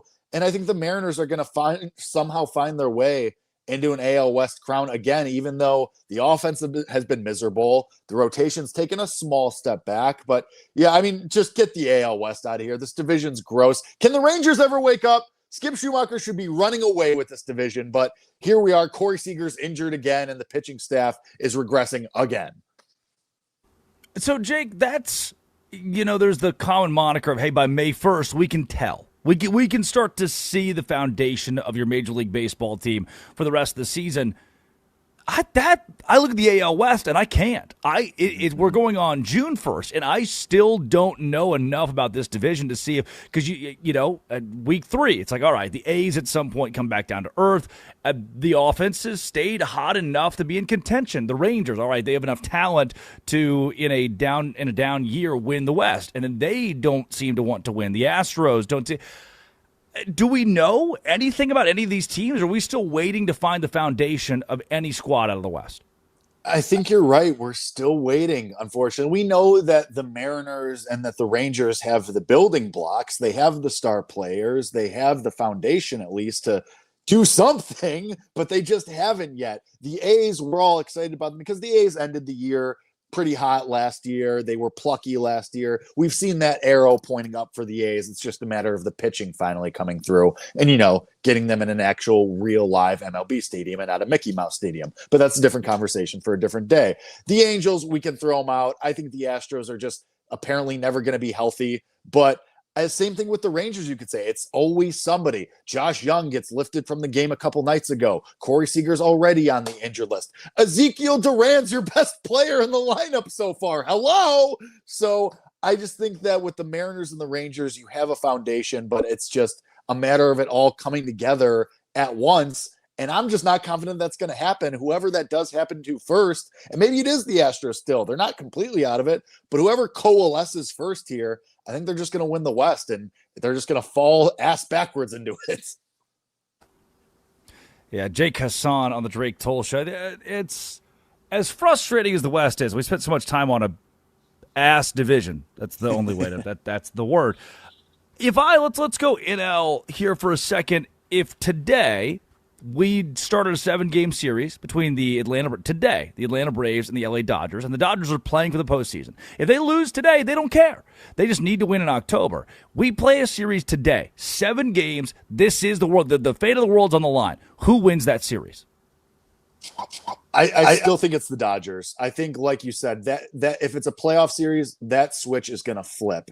And I mean, you've already started to see it. Mookie Betts suddenly signs of life with a couple of home runs in the last couple of days. And that rotation with Shohei Ohtani, who we talked about, a crazy person, that's going to flip as well. And the Braves, the problem with talking about the Braves today, right now, is they're still getting healthier. They're still waiting for guys to come off the injured list. So I think that would put them at a little bit of a disadvantage in a 7-game series. Now, in 5 months from now, after the Braves have probably welcomed back Jorge Soler for the 17th time, and they've probably brought back a couple of other guys, like an Ezekiel Duran fits so perfect for this Braves team. That's such a Braves player. But as they get healthier, things might be different. But you're talking about today, right now, if you're saying the NLCS starts tomorrow, then I still would have to pick the Dodgers because they know what's on the line. They know what really matters. They don't really care as much about these games in May and June and April.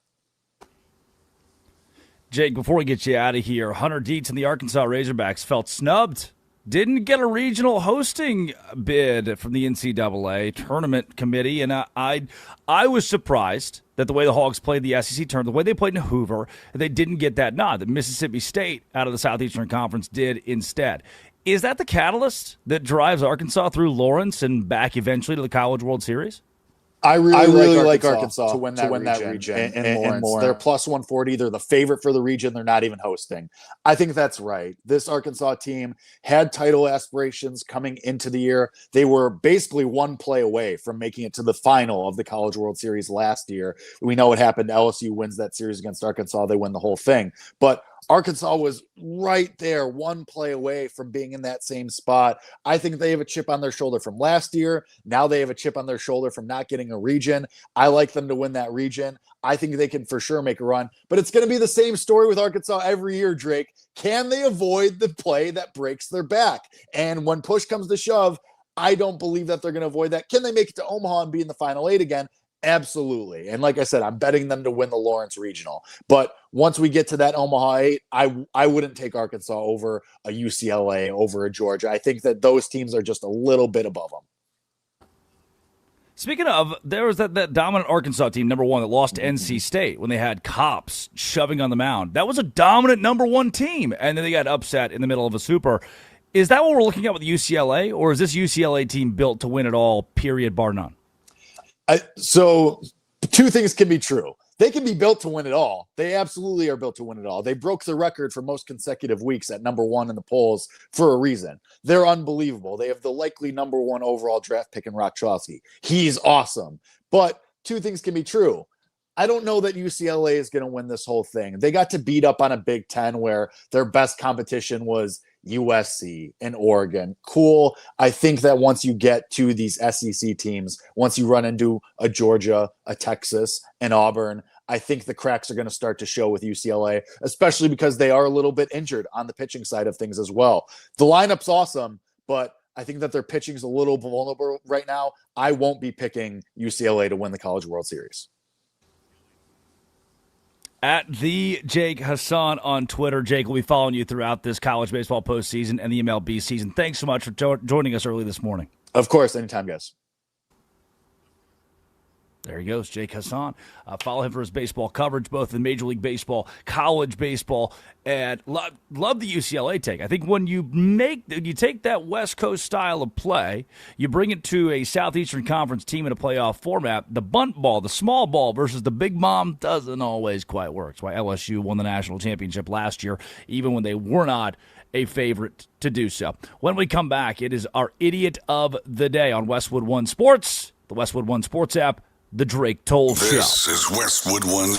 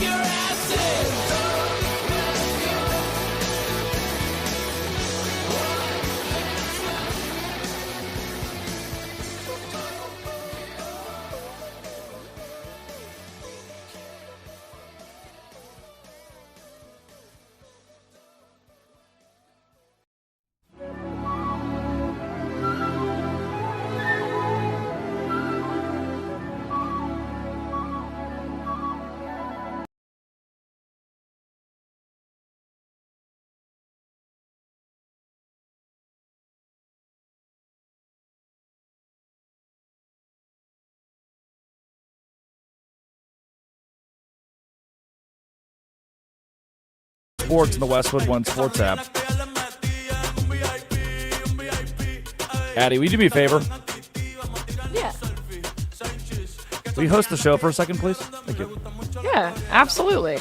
If you didn't notice, guys, it is dark in Drake's room. I'm actually a little concerned. Curtis, what do you think that could mean? Why is it dark in there? I doubled the size of it, you dumb person. And more from... Someone's going to ice him out right now. All right, that's enough. I've seen all I needed to see. That's all I had. Why? You're hired. Congratulations. Thanks. Yeah. More from Curtis on You Better You Bet following this show. Curtis will be the board op for that show. So if you didn't get enough Curtis on this show, stay tuned and you can listen to Curtis for the next 3 hours after this. Interesting. On You Better You Bet? No. Does Curtis get to talk on the Drake Toll show? Curtis talks via sound, via drafts. Ignore via the buttons, hole. like that. Curtis talks via sound. In the meat. More at 9. As opposed to those who talk without this. Sign language is a thing. No, I meant sound, like sound bites. Bites. I didn't know if you know what sound bites mean. I remember our first week working together. Curtis would bite. Curtis would be a biter. Curtis. Interesting. Preschool. Curtis, Yeah, make there your he noise. is. Make the noise. Make the... Curtis. No, Curtis, make the noise. No. The live noise, the little motorboat you do there. Show the people. Come on. You got it. I doubled the size of it, you dumb person. Curtis! Only on specific days of the week. Not for free. Does he oblige? It is the Drake Toll Show, Westwood One Sports and the Westwood One Sports app. You already know that.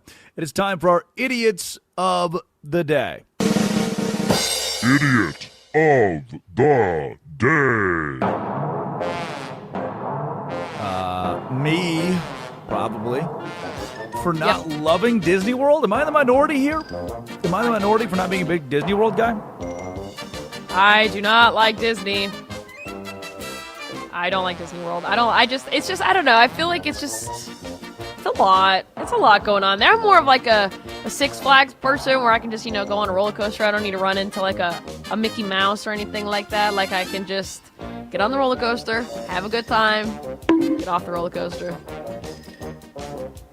How do you deal with a perm that's not really a perm anymore? What happens with that? What do we do with it? I think you need a haircut. You need a haircut. I don't want to do that. I draw the line at haircut. Then don't ask, okay? You're such a boy. Like, how do I fix this? What's wrong? And then I give you the answer, and you're like, I don't want to do that. Well. Idiot of the day, Mike Vrabel. Press conference yesterday. Somebody's like, hey, man, do you love your wife? This is 2.5 minutes. We don't have to play the full 2.5 minutes. But here's what Mike Vrabel had to say when pressed on the question, hey, man, do you love your wife? Go ahead.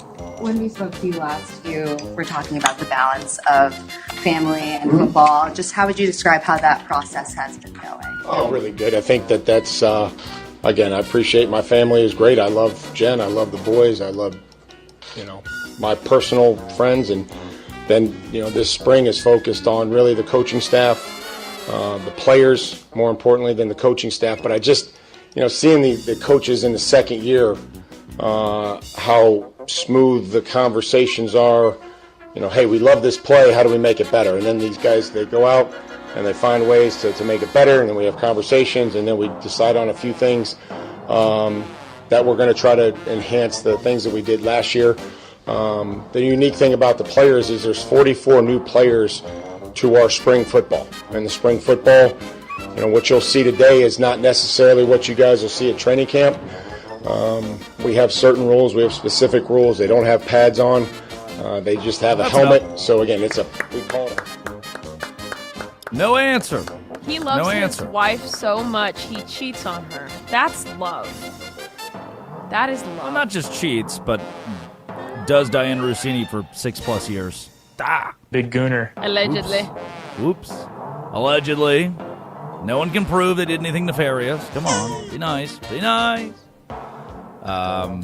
Vrabel, it's also great him talking about, second-year coaches are really adjusting. Do they talk to him about it? Like, do they ask him questions like, hey, Mike, so what the hell was that? Idiot of the day, Kevin Stefanski. That would be Falcons head coach, Kevin Stefanski. He said, accuracy is the most important trait for a QB. And Tua Tagovailoa's accuracy has got to be, it can't be good, right? Let's ask Kevin Stefanski. Well, I think it's the most important trait at the position, as we've always talked about. Some guys get better at it with tweaks to how they throw the ball, tweaks to how they their lower body, those type of things. But there is an innate ability of all of our guys have this, all of our quarterbacks have this, to be able to let the ball go and it's going where you want it to go. And not to say that you're not going to miss throws in this profession, you're going to miss throws, but all of our guys possess that innate quality of letting it go and knowing where they want it to go. But yeah, I think Tua, just in his career, as you've seen, just has that innate God-given ability. Addy, Tua Tagovailoa and the words innate God-given ability.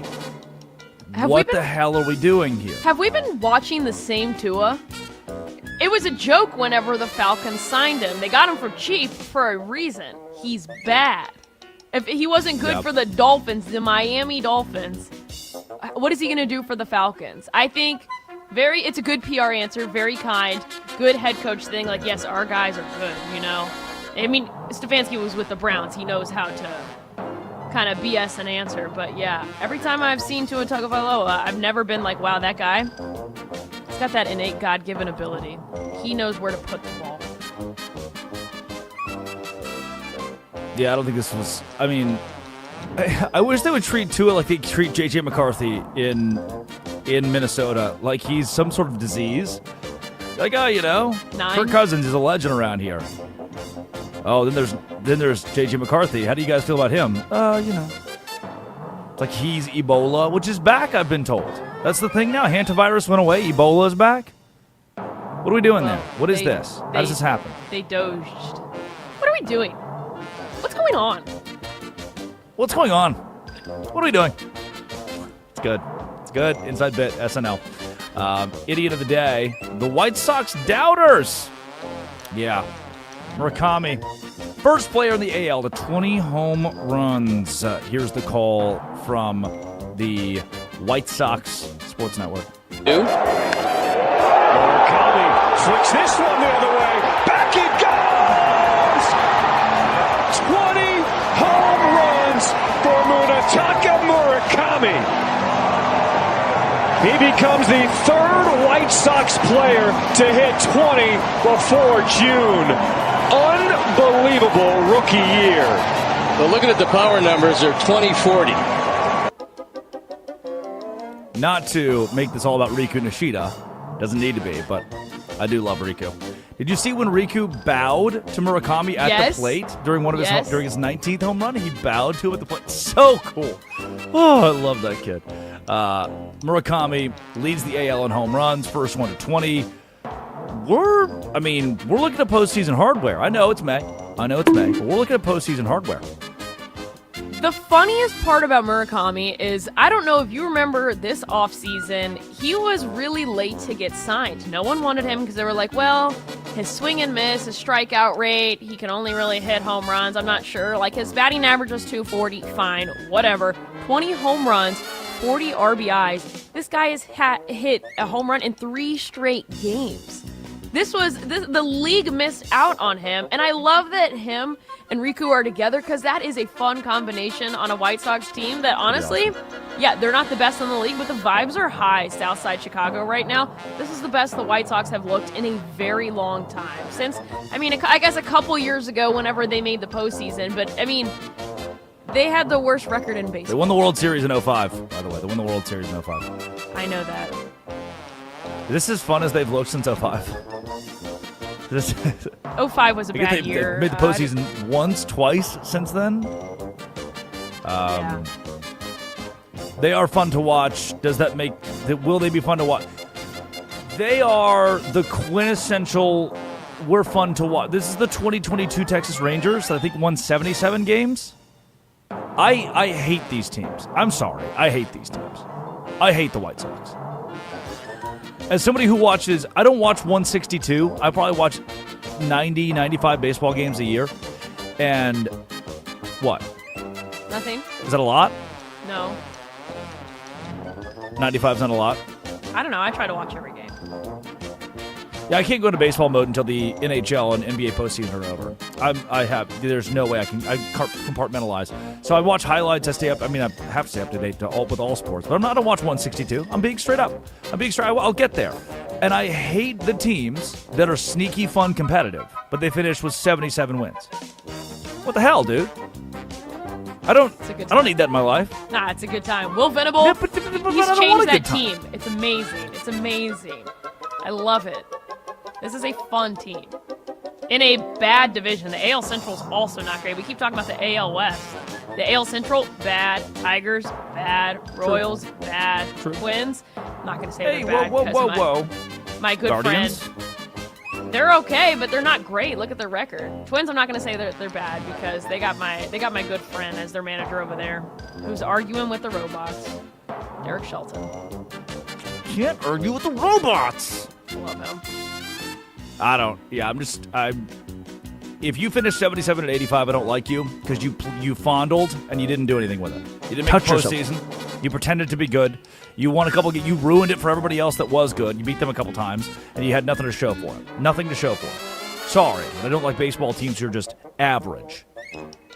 Idiot of the day, the NCAA. New Paul Feinbaum from On 3 rips the NCAA for denying Texas Tech's request for reinstatement for Brendan Sorsby. He says, we're talking about the NCAA, the most hypocritical organization in the history of mankind, coming down on somebody for gambling while they have their own side gambling deals and while gambling is pervasive everywhere.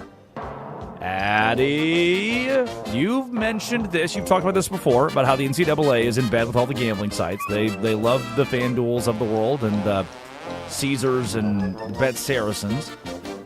But I draw the line at betting player props on your own teammates. You can't do that and then play college football. I just don't care. I just don't care.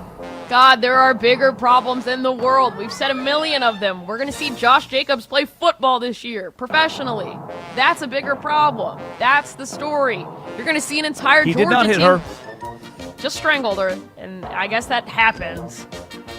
But you have the entire Georgia team who's driving recklessly, who are actually putting other people's lives at risk. Brendan Sorsby is not putting anyone's life at risk by saying, hey, $2 if that guy's going to, gonna have two receptions. Like, he's not doing that. Where you have Georgia over here, one mistake, and that's a colossal collision either way, okay? So that's the bigger problem. I don't understand why Brendan Sorsby is like all of a sudden, oh my God, he's the worst person on the world. I can't believe he did that. No, let's shove betting down everybody's throats, and then once somebody gets addicted because it's been put in front of them, let's shame them for the rest of their lives and banish them. It's just, also, let him play for Texas Tech. He's not even that good anyway, so like what? Come on. I kind of agree with that point, actually. I don't think Brendan Sorsby is that crazy of a quarterback. So who cares? Like, is he top 10? Maybe, but he reminds me a lot of Texas Tech's quarterback last year, Baron Morton, and no one really knows who Baron Morton is. We're going kind of nuts over a guy who would have been fine, but isn't a national championship quarterback. That said, I mean, I guess you don't know, because this time last year, no one said Fernando Mendoza Heisman. No one was talking about Fernando Mendoza this time last year. He just transferred from Cal, and it was like, all right, maybe that goes well for Indiana. No one had Indiana winning the whole thing. And they boat race everybody. So Sorsby could have been that. I just don't think he would have been. Idiot of the day, the New York Jets? Old man Young Hoku has been signed by the New York Jets. Are you excited about this? I mean, he's a lifesaver. He saved someone's life. His bad kick last year was the reason why somebody went to the hospital and realized that he had a tumor. He's a lifesaver. He's so bad, he saves lives. He did kick the ground that one time, which you shouldn't do as an NFL kicker. Curtis could go out there and do more. The obligatory spam post update on the Juan Soto Padres trade. You're giving the Padres the idiot of the day today? Of course I am. Of course I am. Look at what the Nats are doing right now with those little prospects that they got back in the day. James Woods, CJ Abrams. Ooh, the Nats. I thought they would be bad. James Wood, 279 average, 292 for C.J. Abrams. They got some good hitters. If they can fix their pitching, this will be a dangerous team in a couple of years, but gotta wait a little bit. Yeah. That is Addy Bates producing. Curtis Poindexter runs the board. When we come back, Jeff Schwartz existed in a college locker room. I wonder if he ever bet on his teammates' player props. We'll find out next, as well as Josh Jacobs. Is he going to play? Because the NFL has a history of, in these situations, just let the guy play. Again, Addy Bates, Curtis Poindexter, Westwood One Sports, the Westwood One Sports app. Jeff Schwartz, NFL vet on the other side. This is the Drake Toll Show.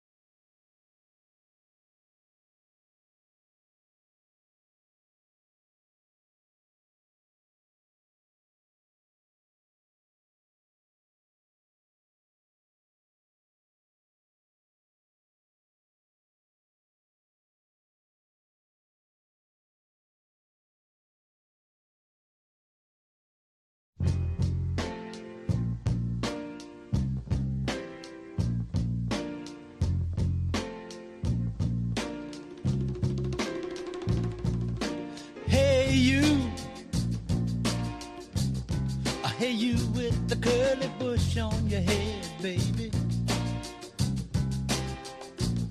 You know you're looking good, you know you're looking good, you know you're looking good. Soul sister, sister, sister, sister, ooh.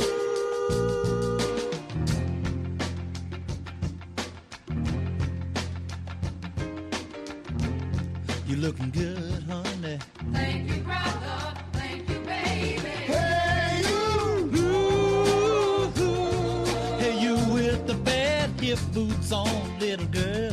You're the best in the world. It sure would be nice, honey, if I could just make you my girl.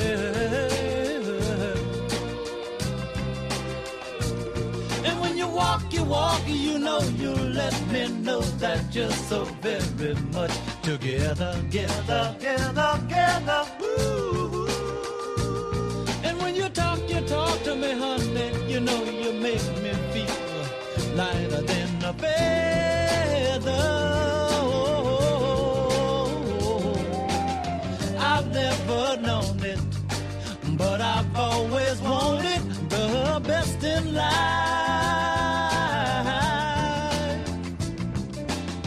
And if I had you, honey, I know that I could forget about the rest in life.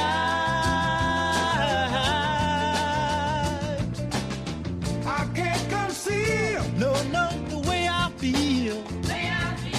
You're about a head turner, you're about a soul runner. Hey you with the curly bush on your head, baby. You know you're looking good, you know you're looking good, you know you're looking good. So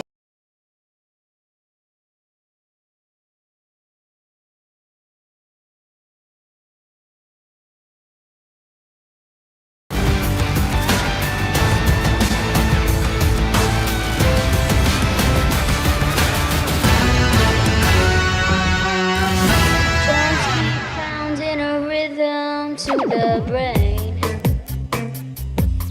La-da-da-da-dee. Good morning. It is the Drake Toll Show, Westwood One Sports and the Westwood One Sports app. Addie Bates producing out of Washington, D.C. Curtis Poindexter runs the board in Culver City, California. And the NFL vet, Jeff Schwartz, joins now. And Schwartz, look, here's where I want to start with this. We'll go NFL, but this whole Brendan Sorsby gambling situation at Texas Tech. Was there ever a time when you were, by the way, I think the Pac-10 is no longer a thing, so you are the Pac-10 record holder for rushing yards by a tackle. I think so, unofficially. Still, thank you. My right tackle. Yeah, it's never going away. Yeah, yeah. Never. And when you were, running the football for the Oregon Ducks, did you ever think, man, I really need to bet on my teammates' player prop? Like, how would we let a guy who bet on his teammates' player props play college football again? Okay, so obviously, I'm old, so we did not have, legal sports wagering in this country when I was in college or when I was in the NFL. When I was in the NFL near the end, gambling, just the thought of it being legal became way more prevalent. So you started hearing about it and, sort of paying attention maybe to, it becoming legal at some point, but no one talked about it in the locker room. It wasn't something you could, again, if you wanted to gamble, I guess you'd have to find a different way to do that offshore. And no one talked about it ever, right? It was never a thing. It was their player props weren't even available, I think, in those offshore markets. I would imagine now it's a bigger deal because it's legal, right? It's legal. It's in your face. But here's the thing, though, is that as a player, we had one giant poster in every locker room. Every locker room you went into, your home locker room, your visitor locker room, away games, your game locker room. Sometimes in a facility, you have a facility, then you have a game locker room at the stadium. The giant sign about gambling: do not gamble. Right? Like that was in every locker room, and so the players know you're not supposed to do it. The players know the consequences of it. It's naive to think the players aren't aware of any of those things anymore. And so players have to know better, right? And it's obviously for Sorsby, it feels like it is an addiction, right? He went to rehab for it. Some of the things I've read about it seem like it really was truly a problem in his life. When you're betting on live pitch props, right? Strike ball on the individual pitches at a baseball game, you have a problem. And I gamble a lot. Like I'm not doing that. I'm not doing live pitch. Like that's just so he seriously has an issue. But no, I'm too old to even. I imagine now guys know what their props are. I would think some do. But again, the rules are very clear on this, right? Like you cannot bet on your team. You cannot bet on your sport. Just don't do it. Like it's going to ruin his career in college. And I don't know if it tarnishes his time in the NFL at all, but he cost himself a lot of money. He's going to be the quarterback at Texas Tech, like a big high-paying quarterback job of a playoff team potentially, and now he's not going to be able to do that anymore. Schwartz, the first time I realized that my great aunt and high school principal had met is when I walk in senior year. My high school principal says, "Hey, he took a half day that day." He's like, "Hey, I met your great aunt today." "Oh, cool. Where'd you meet her?"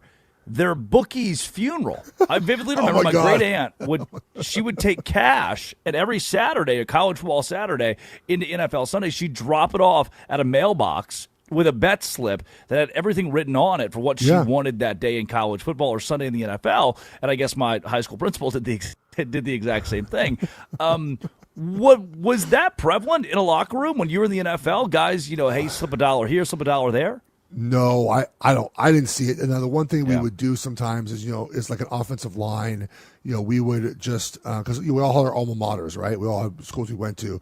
We would have like rookies print out like the college football schedule, and we would just circle the winners and put $20 into a pot, in the offensive line room. And just the guy with the most winners that week, just straight up, not against the spread. Like you win 8 of 12, you pick, and you get the $2 pot at the end of the day. We took some of the fine money and used it for that. But look, I imagine players gamble. I mean, we've had more scandals in college sports over the years than professional sports. You got to think about this, right? Like the money it would take to have a professional football player throw a game, consider how much they make, is probably not worth it. Now, obviously, you might have some other issues in your life and some other addictions that might lead to having to gamble, I guess, on your team, have to repay debts that way. But really, it would also be probably impossible if you're not the quarterback to ever throw a game, fix a game, to ever alternate, to ever, have your player props. Like in basketball, if you have a player prop and you just, of course, we've seen it with Terry Rozier and other guys, like just take my under. Well, yeah, that's easy to do. I'm hurt, coach. I can't play. How do you do the NFL? No one's sitting out in the NFL like that. So it's I think impossible for NFL players at times to be caught in these scandals. So I have no concerns with NFL players. Again, Sorsby didn't bet on himself. He bet on his team when he wasn't playing, which is a distinction, obviously. It's sort of sometimes the excuse Pete Rose uses, right? I didn't play in the games. I still managed the games like I was trying to win, but I did bet on my own team to win. The reason why it's such an important thing to sort of stop, right, and to be harsh, in my opinion, on penalties is because when we watch sports, right, we want and need to believe that everyone's playing for the same thing, right, for competition and to win.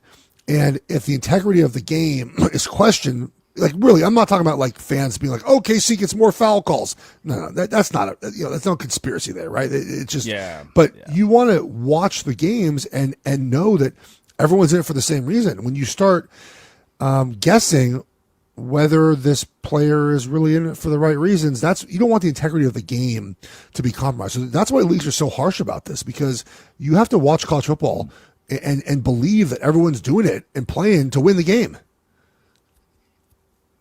Jeff Schwartz, the NFL vet, joining the Drake Toll Show from SiriusXM and Fox Sports. And Schwartz, moving to the NFL, I was reading off a list of names and circumstances. It's a touchy subject, obviously, domestic violence, whether it's Ray Rice or Greg Hardy, Ezekiel Elliott was involved in these kind of mid-early 2010s scandals with domestic violence. When it really came to the forefront of the National Football League as a consistent headline, when you were in the league, you mentioned that those signs for gambling in the locker room, the Giants don't gamble, they don't.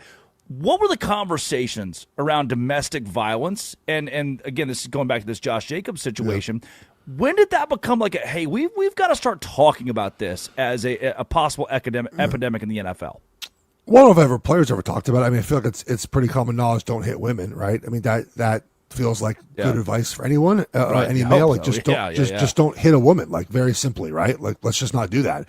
And so it wasn't talked about. The thing that really changed the NFL was, when Roger Goodell became commissioner, he sort of made it his mission to be like the crime and punishment commissioner, right? Like you commit a crime, you're getting punished harshly. And there was a big push for that early in his career, and he was suspending players a lot, sometimes without due process.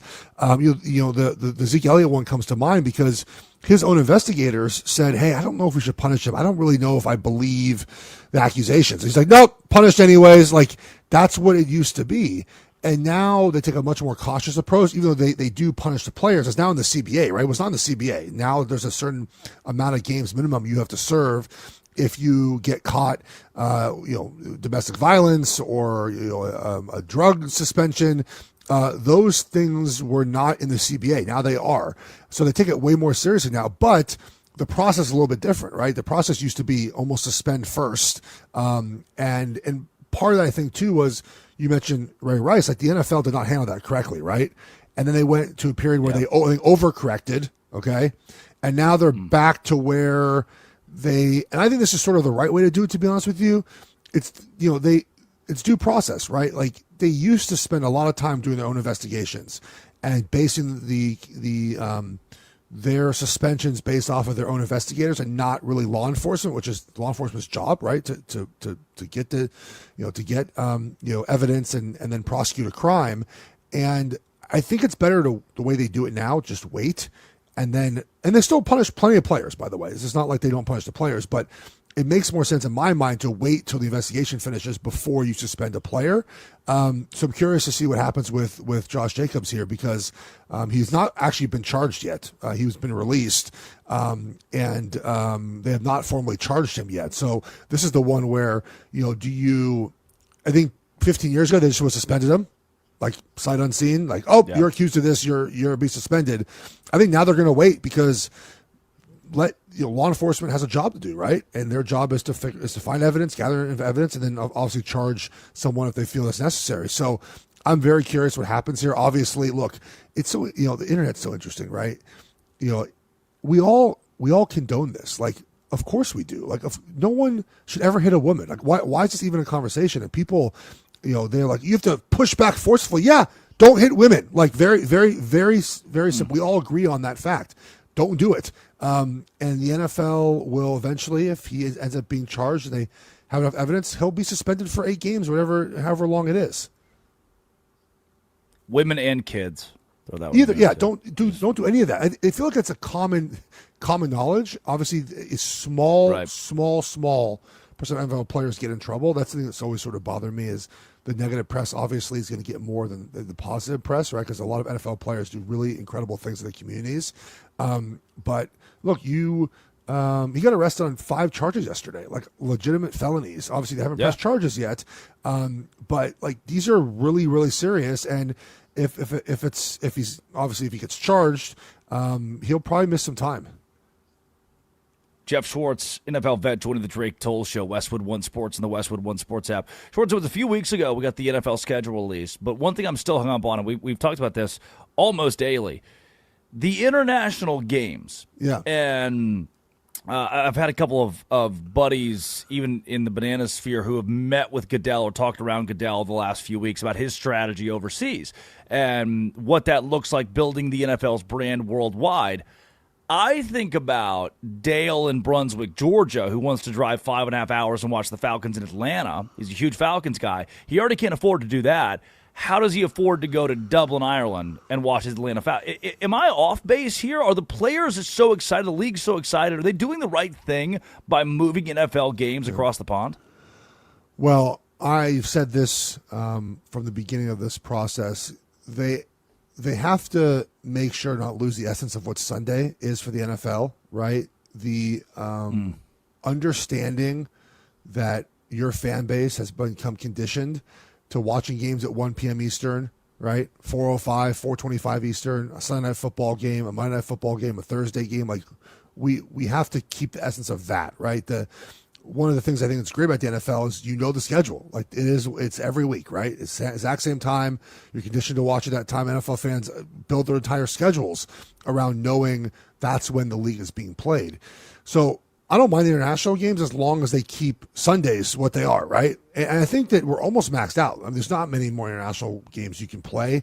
I think when we move to 18-game schedule, which feels like it's happening, you'll have maybe 1 game a week. So you have like probably 16 weeks. I don't think at the end of the season they'll be playing international games. And look, you still get, for the most part, 8 home games. There's still an opportunity for fans to go see, but it comes down to money, right? They are getting a lot of money to go overseas.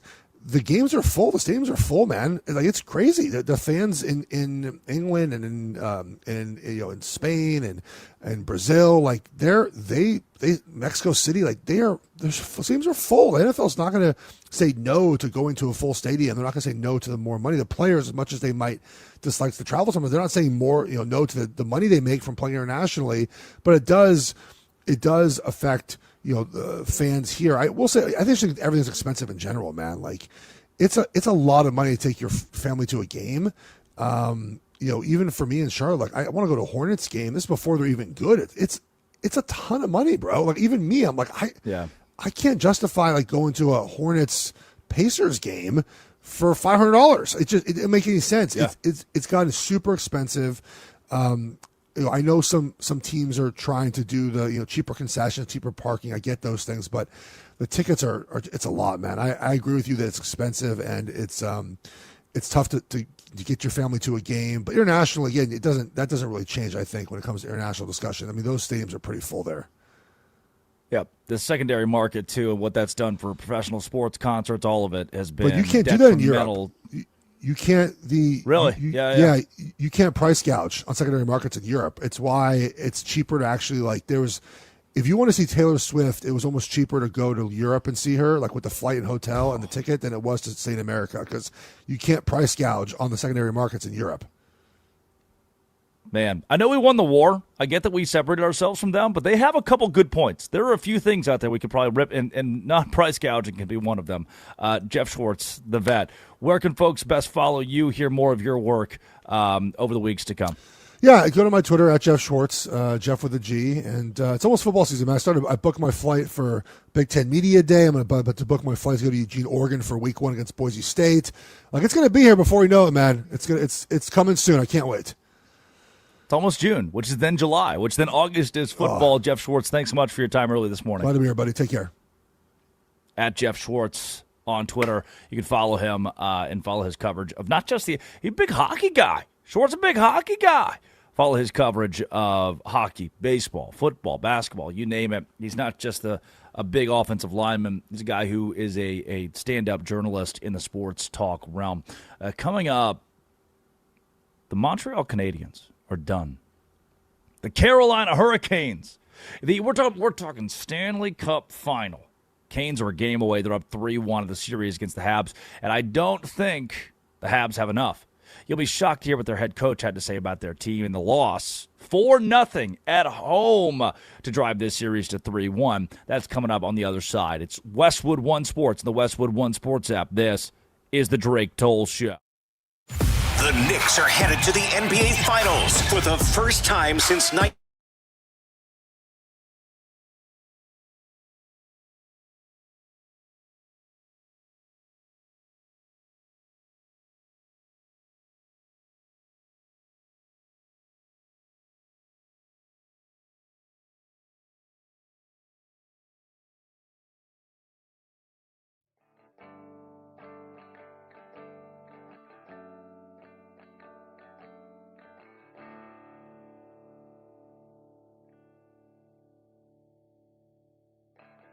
She thinks she missed the train to Mars. She's out back counting stars.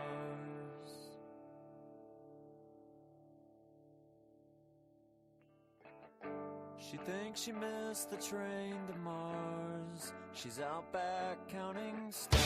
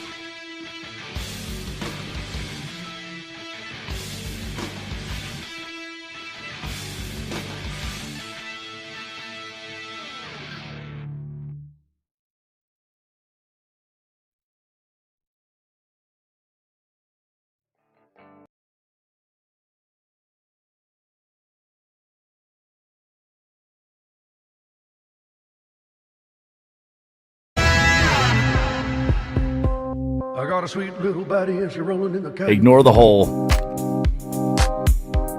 It is the Drake Toll Show. How long until a perm falls out? Do I need to get a haircut? Can I do the You've already asked Westwood me One that. Sports and the Westwood One Sports app? Do I need to? Should I get a haircut? I don't know what to do here. I'm asking America's opinion on a radio show. They don't really know. I'm not sure if America can chime in on that, but I'll start a poll. I'll have a poll on whether or not I should get a haircut. It's coming. The flow is really coming in. It feels appropriate for Disney World, where I am today. Drake Toll with you from the Savannah Bananas organization, Locked On Big 12. Sorry to put the fate of my hair in all of your hands, but ESPN this weekend. Heck yeah, man. The Party Animals and Loco Beach Coconuts. You can watch me on ESPN on rerun, midnight Eastern Time Saturday.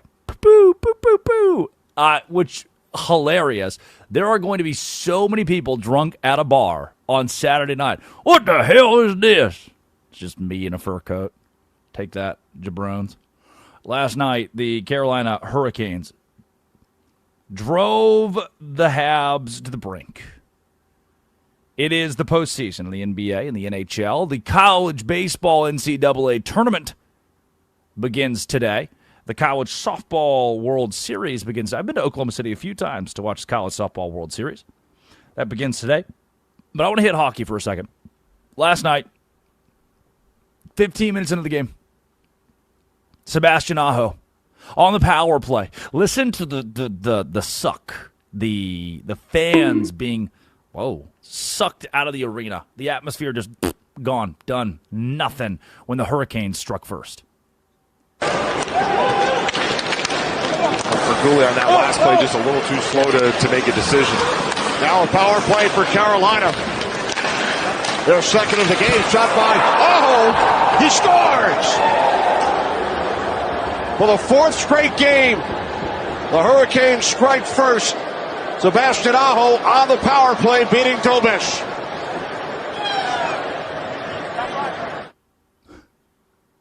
There's like this little mumble. Oh no, could this be it? Could the Habs lose at home? 1 minute and 8 seconds later, Jordan Stahl, the captain. So huge on the power play. You can play good, Kenny, but when you're an offensive guy, Score! The setup from Keandre Miller to Jordan Stahl. The Hurricanes captain makes it 2-0 Carolina. You not only feel good about yourself, but it rubs off. And Carolina comes right back, totally dominating the Canadians since that power play goal by Sebastian Aho. Yeah, Logan Stankoven with 2:14 left in the first would drive another goal home. It's 3-0 headed to the second period, and it's effectively over. An empty net later on, and the Hurricanes win 4-0 in Montreal. Martin St. Louis, the head coach of the Canadiens, came to the podium postgame. He did what at the podium? Yeah. Curtis really likes this one. Because he was asked, hey, you're down 3-1. How do you rally to go to the Stanley Cup final down 3-1? Martin St. Louis, take it away. You mentioned in French that you've been on a couple teams that have climbed out of the hole. What are the keys to climbing out of a 3-1 deficit? It's just not worry about the hole. It's just winning a game, one game. You know, you can't look at the mountain. You just gotta look at what's in front of you and stay present. Ignore the hole. You just got to ignore the hole. That's it.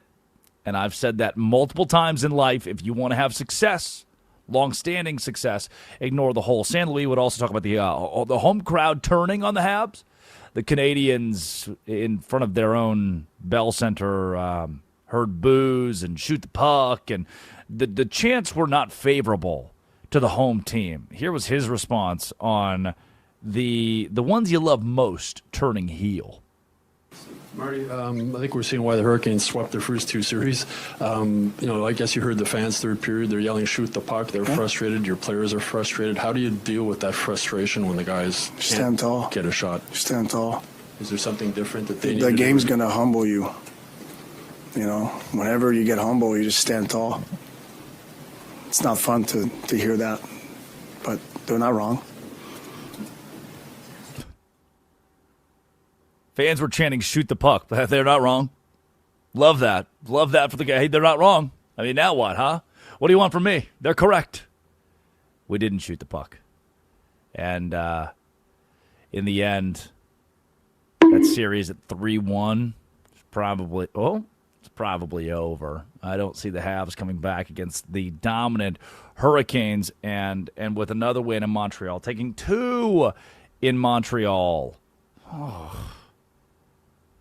The Canadians find themselves on the brink, and this one is very likely over. Sorry.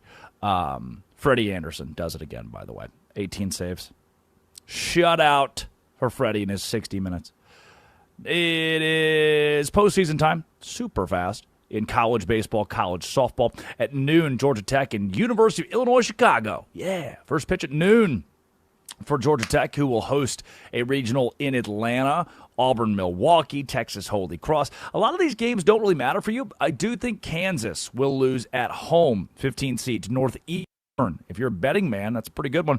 Little Rock at Southern Miss is also interesting. Southern Miss is hosting a regional. I like Little Rock to win that game. We'll see a lot of blowouts today. A lot of these 4 versus 1 matchups in college baseball. I do not foresee any of those contests being particularly aggressively close. Like Kentucky, Wake Forest is a fun one, though, out of the 2-3 seeds.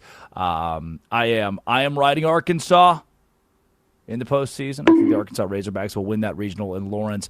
Other interesting ones, Ole Miss, Arizona State. The Cincinnati, Louisiana game is going to be a fun one. Be glued to college baseball today. That's what I'm saying. Be glued to college baseball.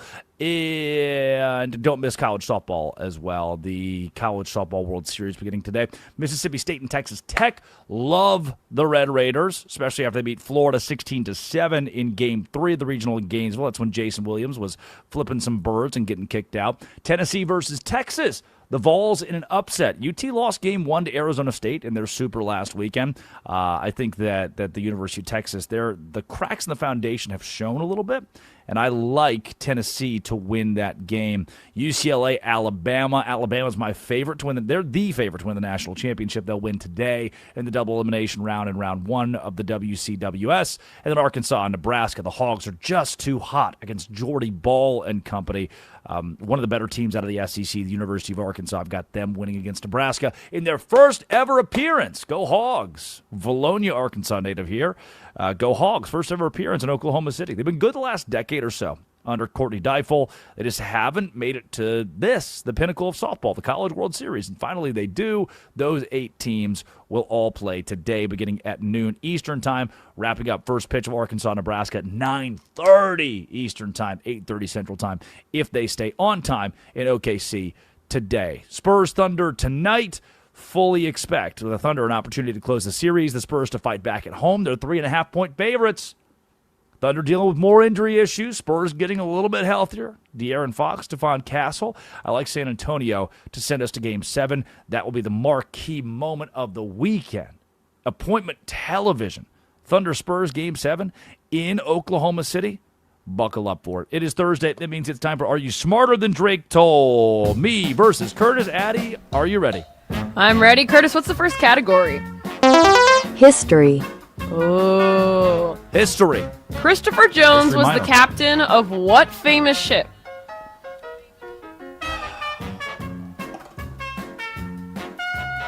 The Edmund Fitzgerald. A flower. Curtis got that right. Really? Yes. Oh, no. Curtis got that right. Science. What psychological concept did Pavlov's dog help him describe? It's the Pavlovian whatever. That's Recall? Conditioning.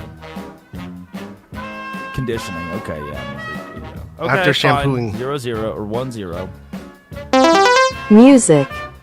Which group released the album OK Computer in 1997? Computer. Make me. Fight Club. Oh my god. 1997. Come Dave Matthews Band. Police. Radiohead. Next. Movies. Where were the Lord of the Rings movies filmed? New Zealand. Wow, Curtis got that one. Random. Nice. Who won 4 Random. medals in the 1936 Olympics, which made a certain leader mad? What? Jesse Owens. There you go, but Curtis still won it. Yeah, but I got the question right that was about equity and equality. I got the question that was right about, the world coming together. I got the most important question right, so maybe I'm the winner.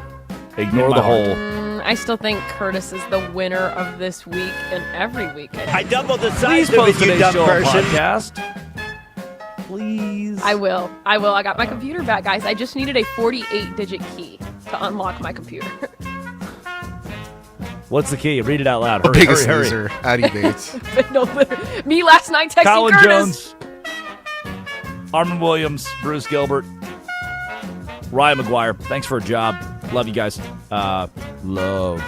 See you tomorrow. This has been It Always Will Be. You Better You Bet. Well, this isn't You Better. You Better You Bet's coming up with Nick Costa's fastest show in all of sports. Westwood One Sports, the Westwood One Sports app. This has been. See you tomorrow. The Drake Toll Show. This is Westwood One Sports.